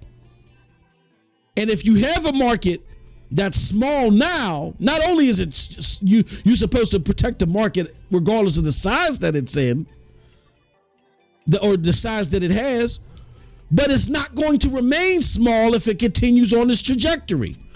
It has a compound annual growth rate that far exceeds anything in gaming right now. So this is going to become big, just not anytime soon, but it will. We don't want the game to already be over on cloud gaming and help hand the award to the winner before it even starts really thriving. Let it grow organically. Let the winners grow organically. That's what they're saying. It has nothing to do with it being a major competitor now. They just say it's a viable option now. And it is. It's such a viable option that PlayStation put it on for 1 month and they yanked it off the next. And I don't want to hear, well, they didn't want to pay for this. No. The way NVIDIA GeForce Now works is all you're doing. Really, any PC game can play on NVIDIA GeForce Now right now. They just want your permission before they make it accessible. And all you're doing, you don't do any of the porting. There is no porting done like for Stadia or Luna. You just tell NVIDIA GeForce Now, look, we allow you to play this game on there. They move forward just to check some technical things, make sure everything is going to be okay. And they just flip the switch and it's playable. And another thing is that it don't cost Sony anything. If anything, what Sony will do is get access to this 1%. So that's more sales for them. Not a whole bunch, but it's more sales for them. And they can test out data with this 1%. I think the problem was, again, you look at when they dropped it, which they would have went through all the preliminary conversations. You look at when they dropped it. You look at when they yanked it. They were starting to see, holy cow, this thing is really performing better than our console. Oh, we can't have this ish. Yank that motherfucker. Yank that motherfucker off. Yank it off. No, we ain't getting down like that. No. So Yoshida knows, again, and I'm gonna stop belligerent this point. Yoshida knows that cloud gaming, in certain regards, is more than capable. It's just more than capable of what they're able to do now. And because it's more capable of what they're able to do now, they're going to keep their focus primarily on native hardware and native play, which they should. They're going to slowly but surely, they're hiring, right? They didn't completely abandon cloud. They're hiring, right? What? They're getting they're hiring people to slowly build this infrastructure, but they're not going to bet the farm on it. They're not going to put their games day and date on this. No, they feel like their games are quality, premium games, and they're only going to put it on quality, premium services that are going to make the game shine. That's why they got into this partnership with GFN. It just made it shine too good. And GFN is not a PlayStation property. So they pulled that motherfucker off quick and fast. So those are the two lies, the two biggest lies of the summer. Both of them involved Xbox zealots knowingly lying. But unfortunately, the second scenario involves dismissiveness and ignorance from the PlayStation side, which again, I'm not in it. I don't have a dog in this race. I definitely don't have a dog in the race at the time of this recording. I have a preference, but I don't have a dog in this race. I don't care who wins as long as the winner is the person that's providing the best games. But I just have a problem with misinformation being cascaded to the unsuspecting gamer. We got to stop that. We got to get better at that. You can still make your points because look, I'm a proponent for cloud gaming, and I'm the first to admit cloud gaming for the average gamer cannot provide what dedicated device gaming can. Why? Because the day one experiences, all the focus is on dedicated gaming because that's what mainly everybody has. Nobody's really checking for cloud gaming all like that. And normally when cloud gaming gets stuff, they get it after the fact. NVIDIA GeForce Now is doing their best to buck that trend because of how easy it is to allow games to play there. And that's why it's my favorite way to play. But again, for the average gamer who don't want to sit there and see Diablo 4 out there and be like, damn, well, it ain't on GFN, so what am I going to do? They don't want to wait for it. They want to play it now. And having that access to everything that's pretty much out there is what puts native gameplay on top right now. cloud gaming has a long time to mature before it gets to the point to where it will get that attention that native gameplay gets.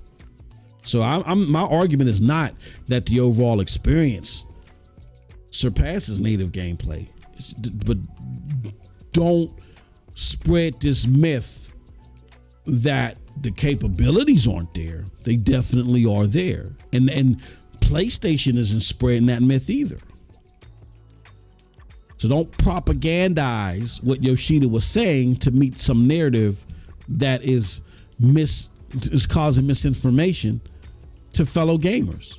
I don't get. That's why I said I'm stepping away, even from supporting any elements of the console war, because at the end of the day, we're gamers. I don't want to lie to you just to make my box look better. To me, that's silly. I'm not going to do it. All right, before we move on to our final part, let me get all these comments out here. And then we're going to move on to the last part. He says, Cold Blood says, maybe you should talk about cloud trash on cloud dosage. Talk about... No. Here's why we had to focus on cloud gaming. Because it wasn't necessarily the cloud gaming part of it that was the issue. The issue was twofold. Number one, Xbox zealots were trying to make it seem like that what Yoshida was saying. No, what Xbox zealots were trying to make it seem like that Yoshida gave them a W against the CMA. No. Microsoft's argument is that cloud gaming isn't even a market. Even if what Yoshida was saying was true across the board, that has nothing to do with Microsoft's market. They watched the tribunal. I watched it. The chief lawyer was arguing that it's not even a market, and he claims so because he talked to some cloud providers that they gave 10-year deals to. You know what I'm saying? So that was part one of debunking that. Part two of debunking that was, again, to my PlayStation gamers, don't even fall into this trap. That's not even what Yoshida was saying either. Like, don't even talk about the cloud. Like, I'm kind of where you're at, Cold Blood. Don't even talk about cloud gaming. Like, don't even address, y'all don't understand it. Just stay away from it. If anything, just say that's not what Yoshida was saying. Y'all are trying to misconstrue this for the wrong reasons and go about your business. Y'all don't understand cloud gaming.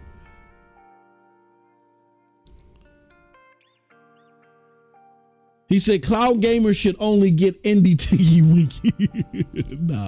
Nah, you got something that's doing 4K 120 at ultimate settings. Nah, and like I said, I was playing Deathloop, my game in 2021, and Dead Island looks fantastic on there.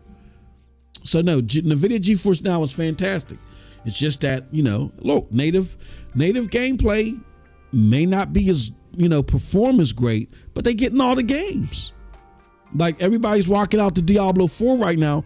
Diablo 4 is not on GFN. You know what I'm saying? So, Stadia death will forever be a lesson not to trust any cloud gaming.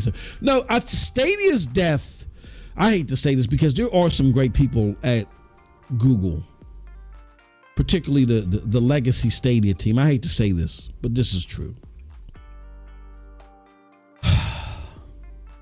If it's not already doing well, and if it's not already proven, I think the death of Stadia proves that you can't trust anything from Google.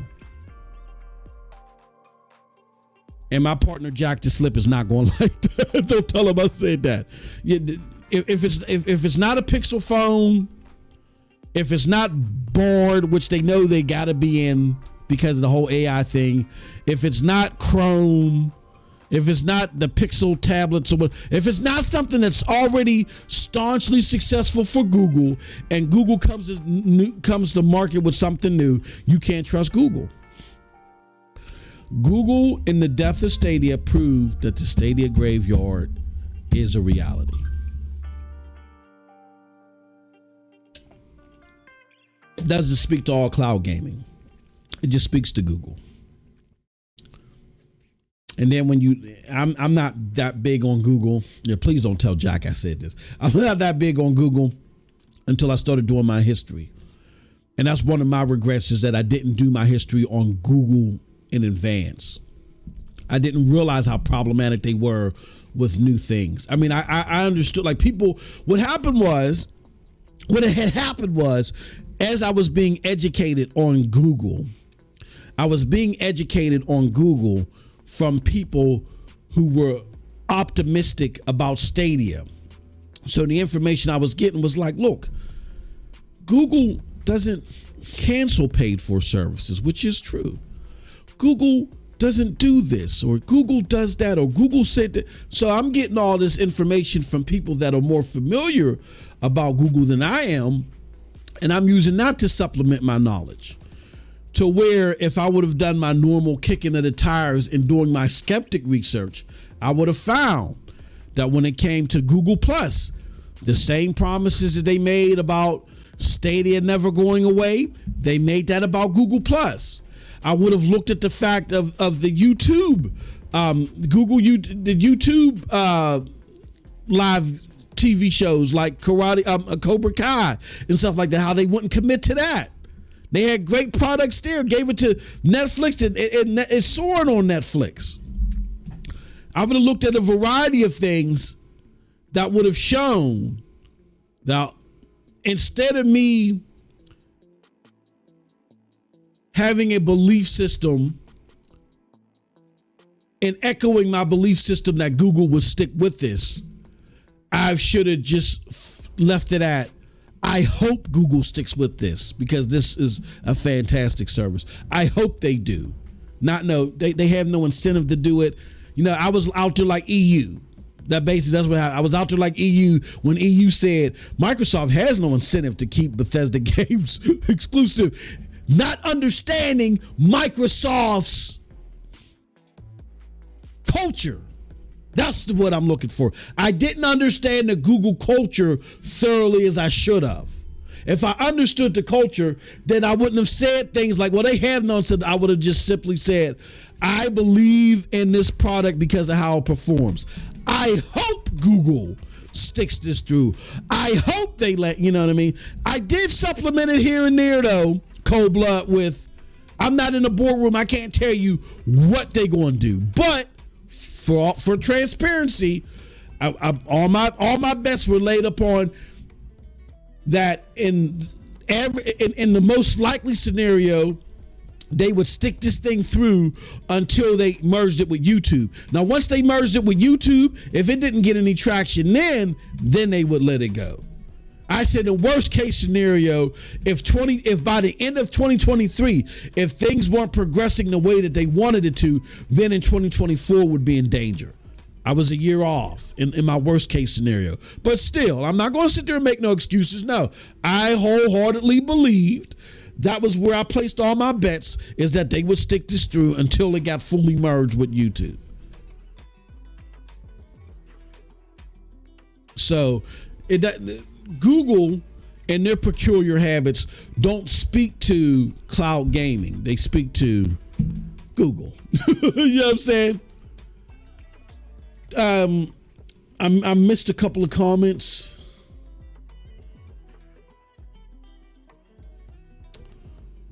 He says, at least when you bought a game on Stadia, companies just didn't take their ish back on a whim.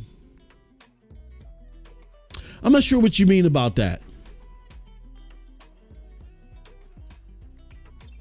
He says, shout out to Black Nut Cloud Gaming, only trustworthy service out there. No, I mean, look, again, learned a lot from Stadia.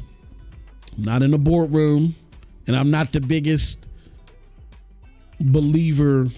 No. Let me take that back. That was the wrong word. I don't have the biggest knowledge base on NVIDIA's culture. What I will say is that under tough questioning, even by skeptics, I've had several meetings. I've had multiple meetings with people at NVIDIA and people specific to GeForce Now. I have multiple conversations. Let's put it like that. I've had multiple conversations with people, and even under tough questioning, this is what you get. Look, this is an off branch to our hardware service. We are fully committed to this, but we're not going to lie to you. This is not our number one product, but it's a product that we're fully invested in because we feel like it is going to grow in the future. We feel like it is going to get saturation in the future. And we got the technology that's already established and already there. It's nothing for us to add this, this technology to our GDKs or whatever and let gamers experiment and play and try this out from the cloud gaming perspective, because that helps out with everything. You see what I'm saying? Like this isn't it for NVIDIA. Why it's perfect for them, from how I see it, is that the technologies and stuff that they're doing are already an extension of their main business. So it really doesn't take much for them to implement this in the cloud gaming space. And really, it's helping them out globally with everything. So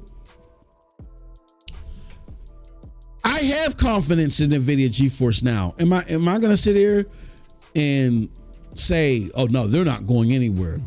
I would hope they wouldn't go anywhere. From my conversations, I'm very confident because I think they have a more realistic approach of what this is and what this isn't for them. And they've been very transparent about that. Very transparent about that. And something that I've never been able to do with Google and Stadia, even though I've had multiple conversations with them or people there. One time did we have some semi-tough questions that we posed to them and got answers on some, and we don't have the answers on others. With NVIDIA, every tough question that was asked that wouldn't expose an NDA was answered. And I love the people at Stadia. I love them. But NVIDIA is 1,000 times more transparent. And I love Stadia. If Stadia was around today, it would still be my favorite way to play. For the most part, there would be a few exceptions. But NVIDIA, again, because I think NVIDIA has a more realistic look on what this is and what this isn't. Like Stadia, actually, the people at Google actually thought the way they were operating, what their expectations were, it seemed like that they thought that this was going to be, even though cloud gaming mentally for the average gamer was only 1% of the business, they thought they were going to be able to capture 10%. Why would you think that with those crazy goofy ass commercials that you put out there? Why would you think that with the lack of advertisement that you did? Through grassroots marketing? Huh? Why would you think that when you didn't have the mind share with the journalists, the people that would, if you're going to do grassroots marketing, the people that were instrumental to do, why would you think that? Again, NVIDIA is 1,000 times more transparent. Now, have I liked every way that NVIDIA has moved in this space? No. But I think now I really like their approach. And that's what me saying, being honest, if Stadia was still around, as far as what its total offerings were, it would still be my favorite way to play.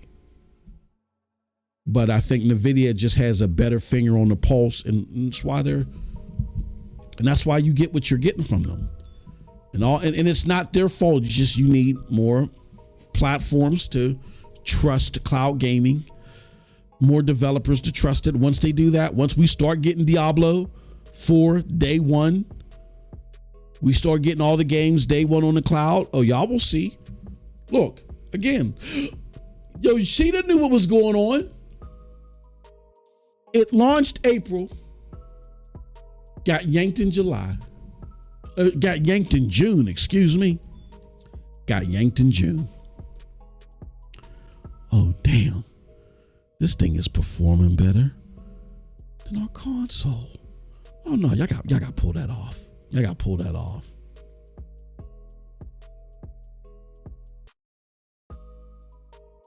Cold Blood Sensei said, you didn't believe that it was your fault. I've been telling you, Day Zero, Stadia's death is imminent. No, but you didn't know it was imminent.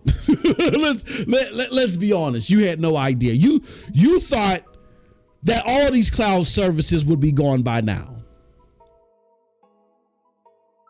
And in a binary, and I love, and I say this with love, Cold Blood Sensei, I love when people say, like, it's like if you're watching a boxing match, right?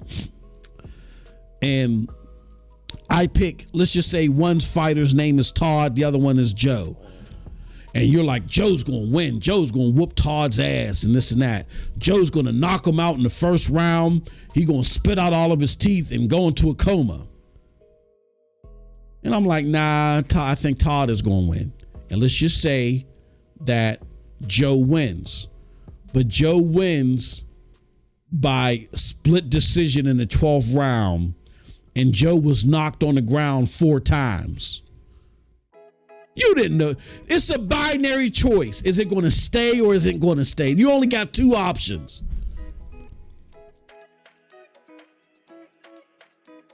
When Stadia failed, the majority of the people that saw it fail were shocked.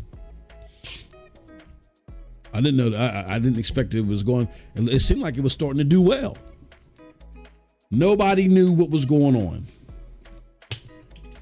In a binary choice like that, unless you describe, like, the only people that knew better, and I can't remember who this guy was. I've been looking for him on Twitter. I can't find our conversation. There was one guy, he made the most sense when it came to this. Me and him was debating about it. He's like, look, man, I'm not saying that Stadia sucks. He says, I'm not out here like everybody else saying that it sucks. I haven't played it that much. He said, based upon what you're saying to me, I'm going to believe you that it performs well and it's a cool product.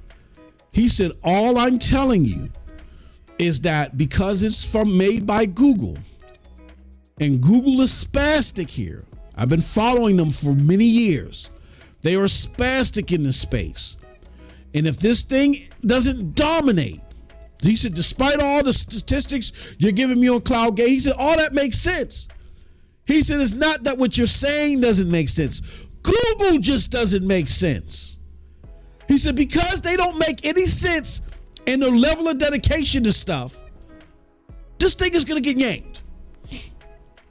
It's going to get yanked. I don't know what to tell you. He was right. He was unless that was the vibe that you were coming from, you had no idea what was going on.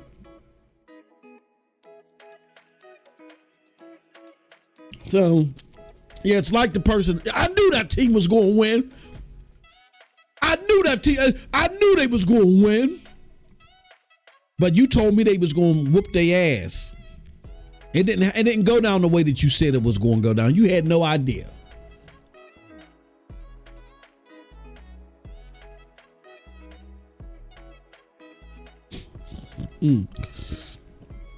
All cloud gaming gets negative publicity. He said, DOA, I knew it was too much. No, all cloud, look at Amazon Luna. When Amazon Luna, when they were talking about AC Mirage, Amazon Luna, as far as positive, was tracking worse than Stadia. Stadia was the most talked about.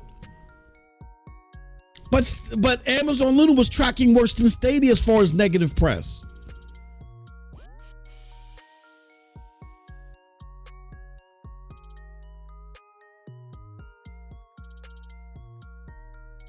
All cloud gaming gets negative press. All of it does. You may have a digital foundry that'll come out here and now they're speaking highly of GeForce Now.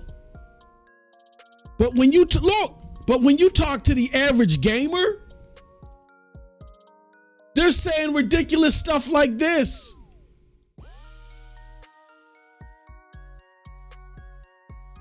They're saying ridiculous stuff like this. Like, I wish I could play that clip. When this is over, listen to that clip. This guy said that xCloud was better and had less latency than GeForce Now. That's a lie. Look, here goes one more picture. This is from Ryan Dawes. He's like a gadget guy. I forgot what the publication he works for. He's neutral. He has nothing against Xbox. It's just something that he noticed. He said Xbox Cloud Gaming is fine in a pinch, and Game Pass makes it an unbeatable value. But there's a stark and growing difference in performance between it and GeForce Now's mid-tier. He says latency improvements are on the way for Xbox, but graphics unlikely for a long time. Come on, man. You have people, the average gamer is dogging everything. You may have an article writer here and there, or digital, somebody that really does deep dives and investigates before they write their stuff. And Digital Foundry didn't always do this. They said we were arch skeptics at first. And this was true about cloud gaming for a long time.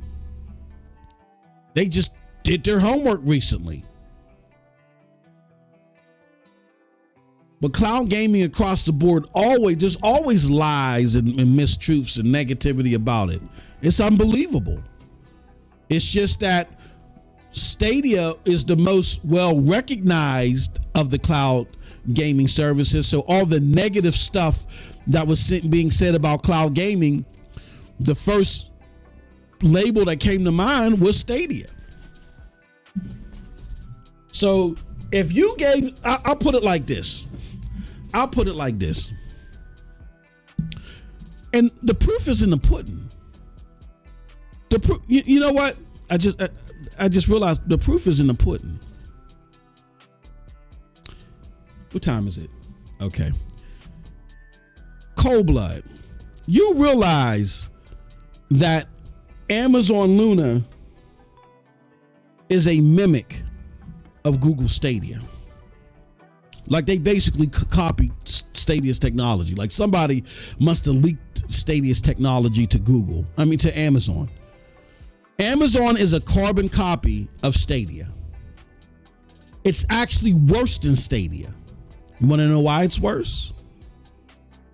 Because it performs worse in latency. It's hardly noticeable, but it performs less in latency.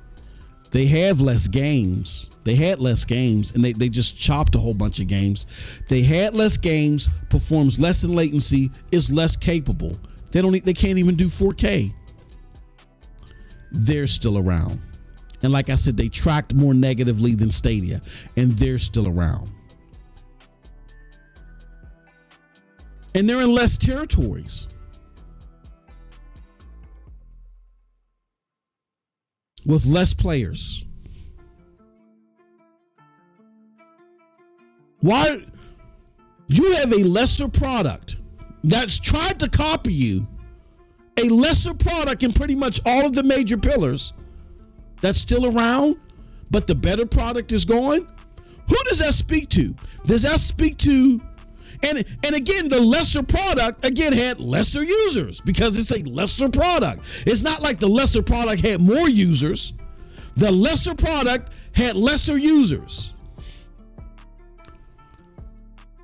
but it's still around and the other product is gone. Does that speak to the product or does that speak to the company? Speaks to the company. Google is just spastic. Just like the one guy was trying to tell me on Twitter. It had nothing to do with how bad the product was going to. Trust me, if Amazon Luna came out first, then instead of people saying Google, sucks, they would be like Amazon. I mean, they were still saying Luna sucks, but the first thing they would bring up is Amazon Luna. And guess what? It would still be around. Amazon wouldn't care because this is a long game. Because Amazon isn't spastic like Google. Amazon's like, we don't care if people don't like this now. We're putting our foot in the game because this is just a bigger portion. I mean, this is just a portion of our overall cloud business. We're not getting out of this space. Of course, people don't like it now. It's only a 1% business. That's what everybody else is saying.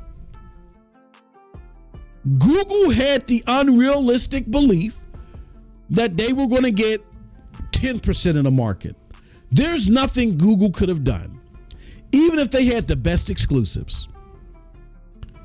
Even if their exclusives were 99 out of 100 on Metacritic.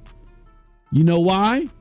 Because average gamers were surveyed every year, multiple sources. The average gamer just doesn't trust cloud gaming. That's basically what it boils down to. There have been games for Stadia where the reviewer said this was a hell of a game, but wait till it comes to Xbox and PlayStation. Who tells gamers to wait? They didn't say, we want you to wait because my experience on Stadia was bad. It's quote unquote cloud gaming, and we're not supposed to support cloud gaming. So wait till it comes to Xbox or Play. Who tells gamers to wait to play a great game? Who does that?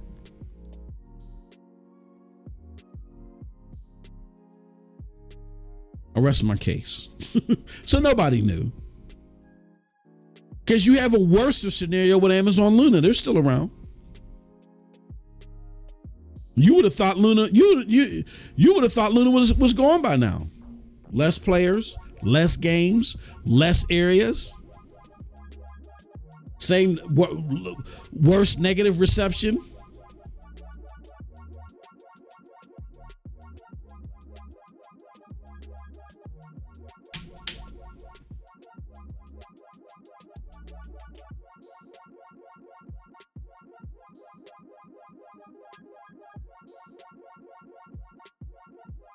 He said I should have put more faith in the Google graveyard.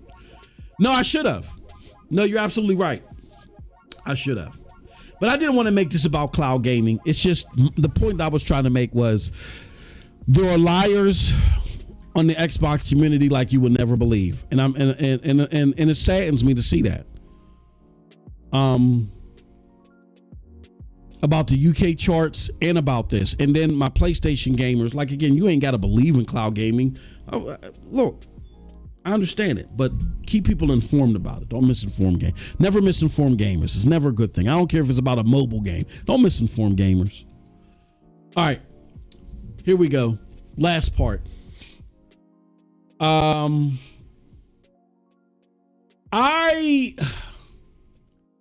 got to be honest with y'all. I'm not enthused for the I'm not enthused for the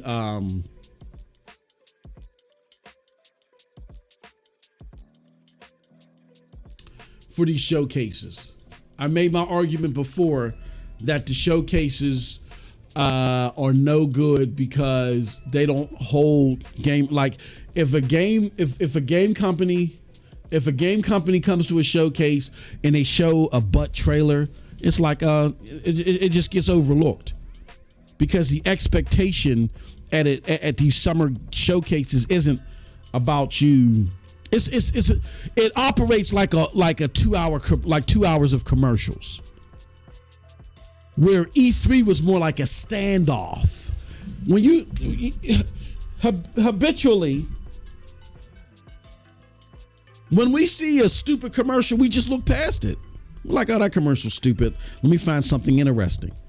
So when we're sitting there watching 2 hours of commercials and let's say PlayStation's, PlayStation, and it's a stupid game, we're like, oh, that's just some stupid game coming to PlayStation. You don't the knee-jerk reaction isn't, hold on, what is PlayStation showing? That's not their knee-jerk reaction.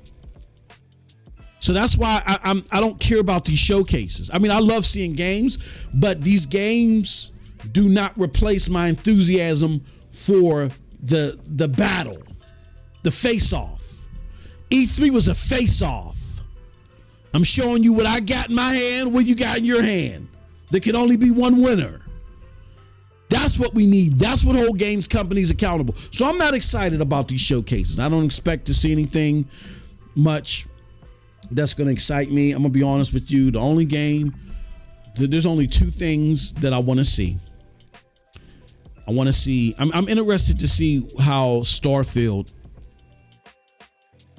is going to look in this. I'm slightly interested, but I've lost a lot of faith in Starfield.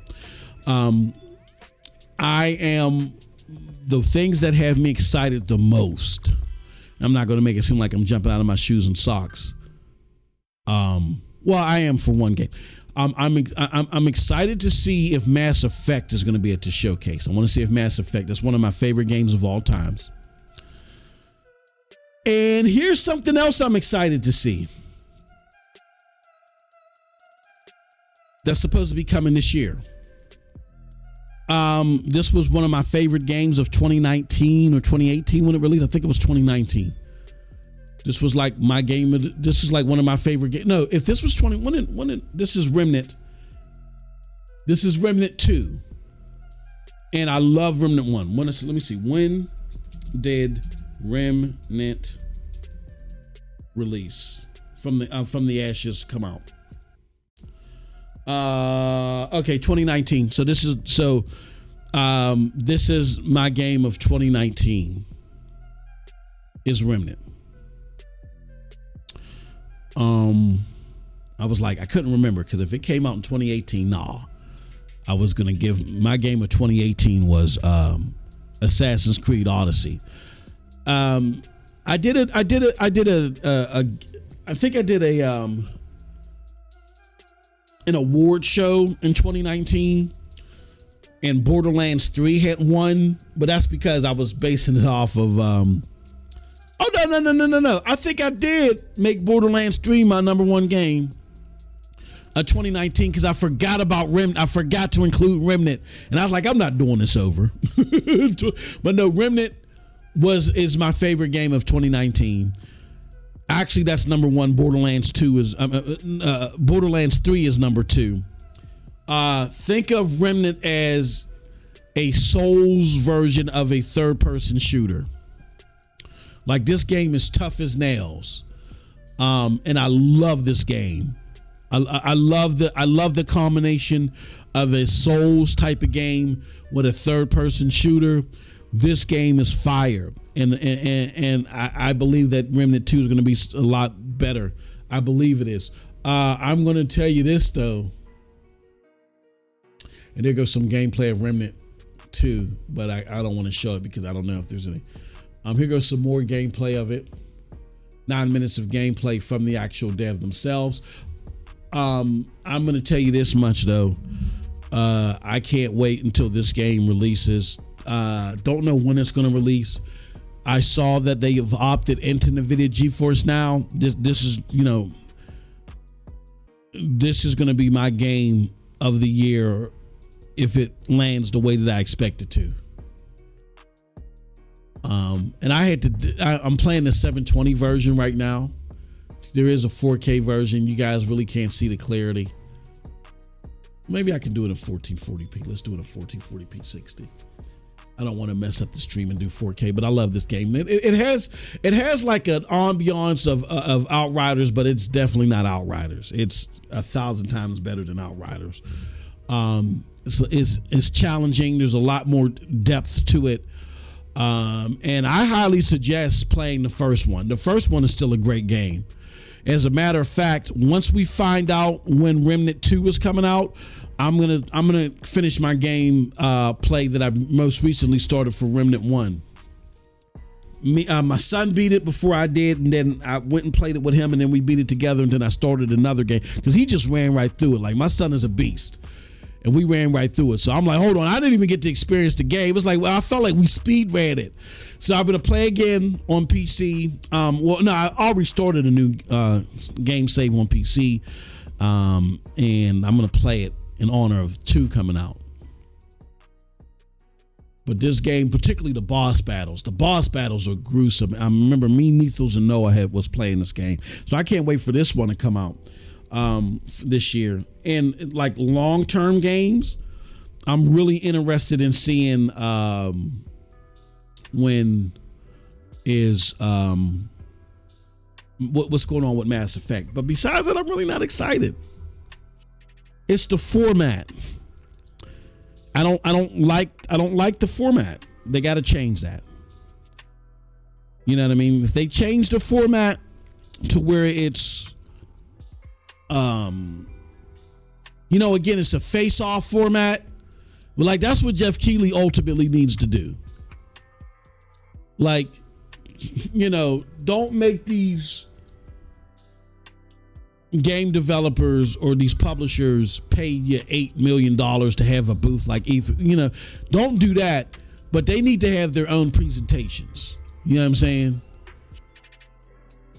They need to have their own presentations. And see it, and make them accountable.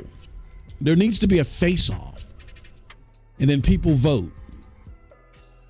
We're lacking accountability in game development. I get that some people are still developing, coming out of COVID, but I'm hopeful for 2024 we get to see more of a face-off. You know what I mean? So those are my thoughts, and that's it for today's show. Let me put up the rest of the comments. He said Death Stranding. Nah, no, absolutely not. No, there's no way. They said Death Stranding. No, Remnant is a hell of a game, and I can't wait until Remnant 2 comes out. He said Death Stranding was better than Remnant. Remnant from the ashes. I'm just curious.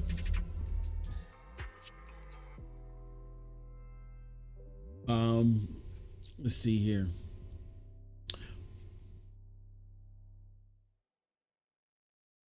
He said Remnant. Yeah. Now, for some god awful reason, which I for the life of me, I can't understand. Now, this is why I don't pay attention to Metacritic. Remnant is 78 on Metacritic, and Death Stranding is 82. Absolutely not. Absolutely not. Absolutely not. Remnant is one of the best indie games we've seen in a long time. And this is just going to make it better. So I can't wait till it comes out. Yeah, I think the whole Kojima thing, he got a Kojima buff. There's no way. I don't even think Death Stranding should have even been in the 80s. But I'll leave that one alone.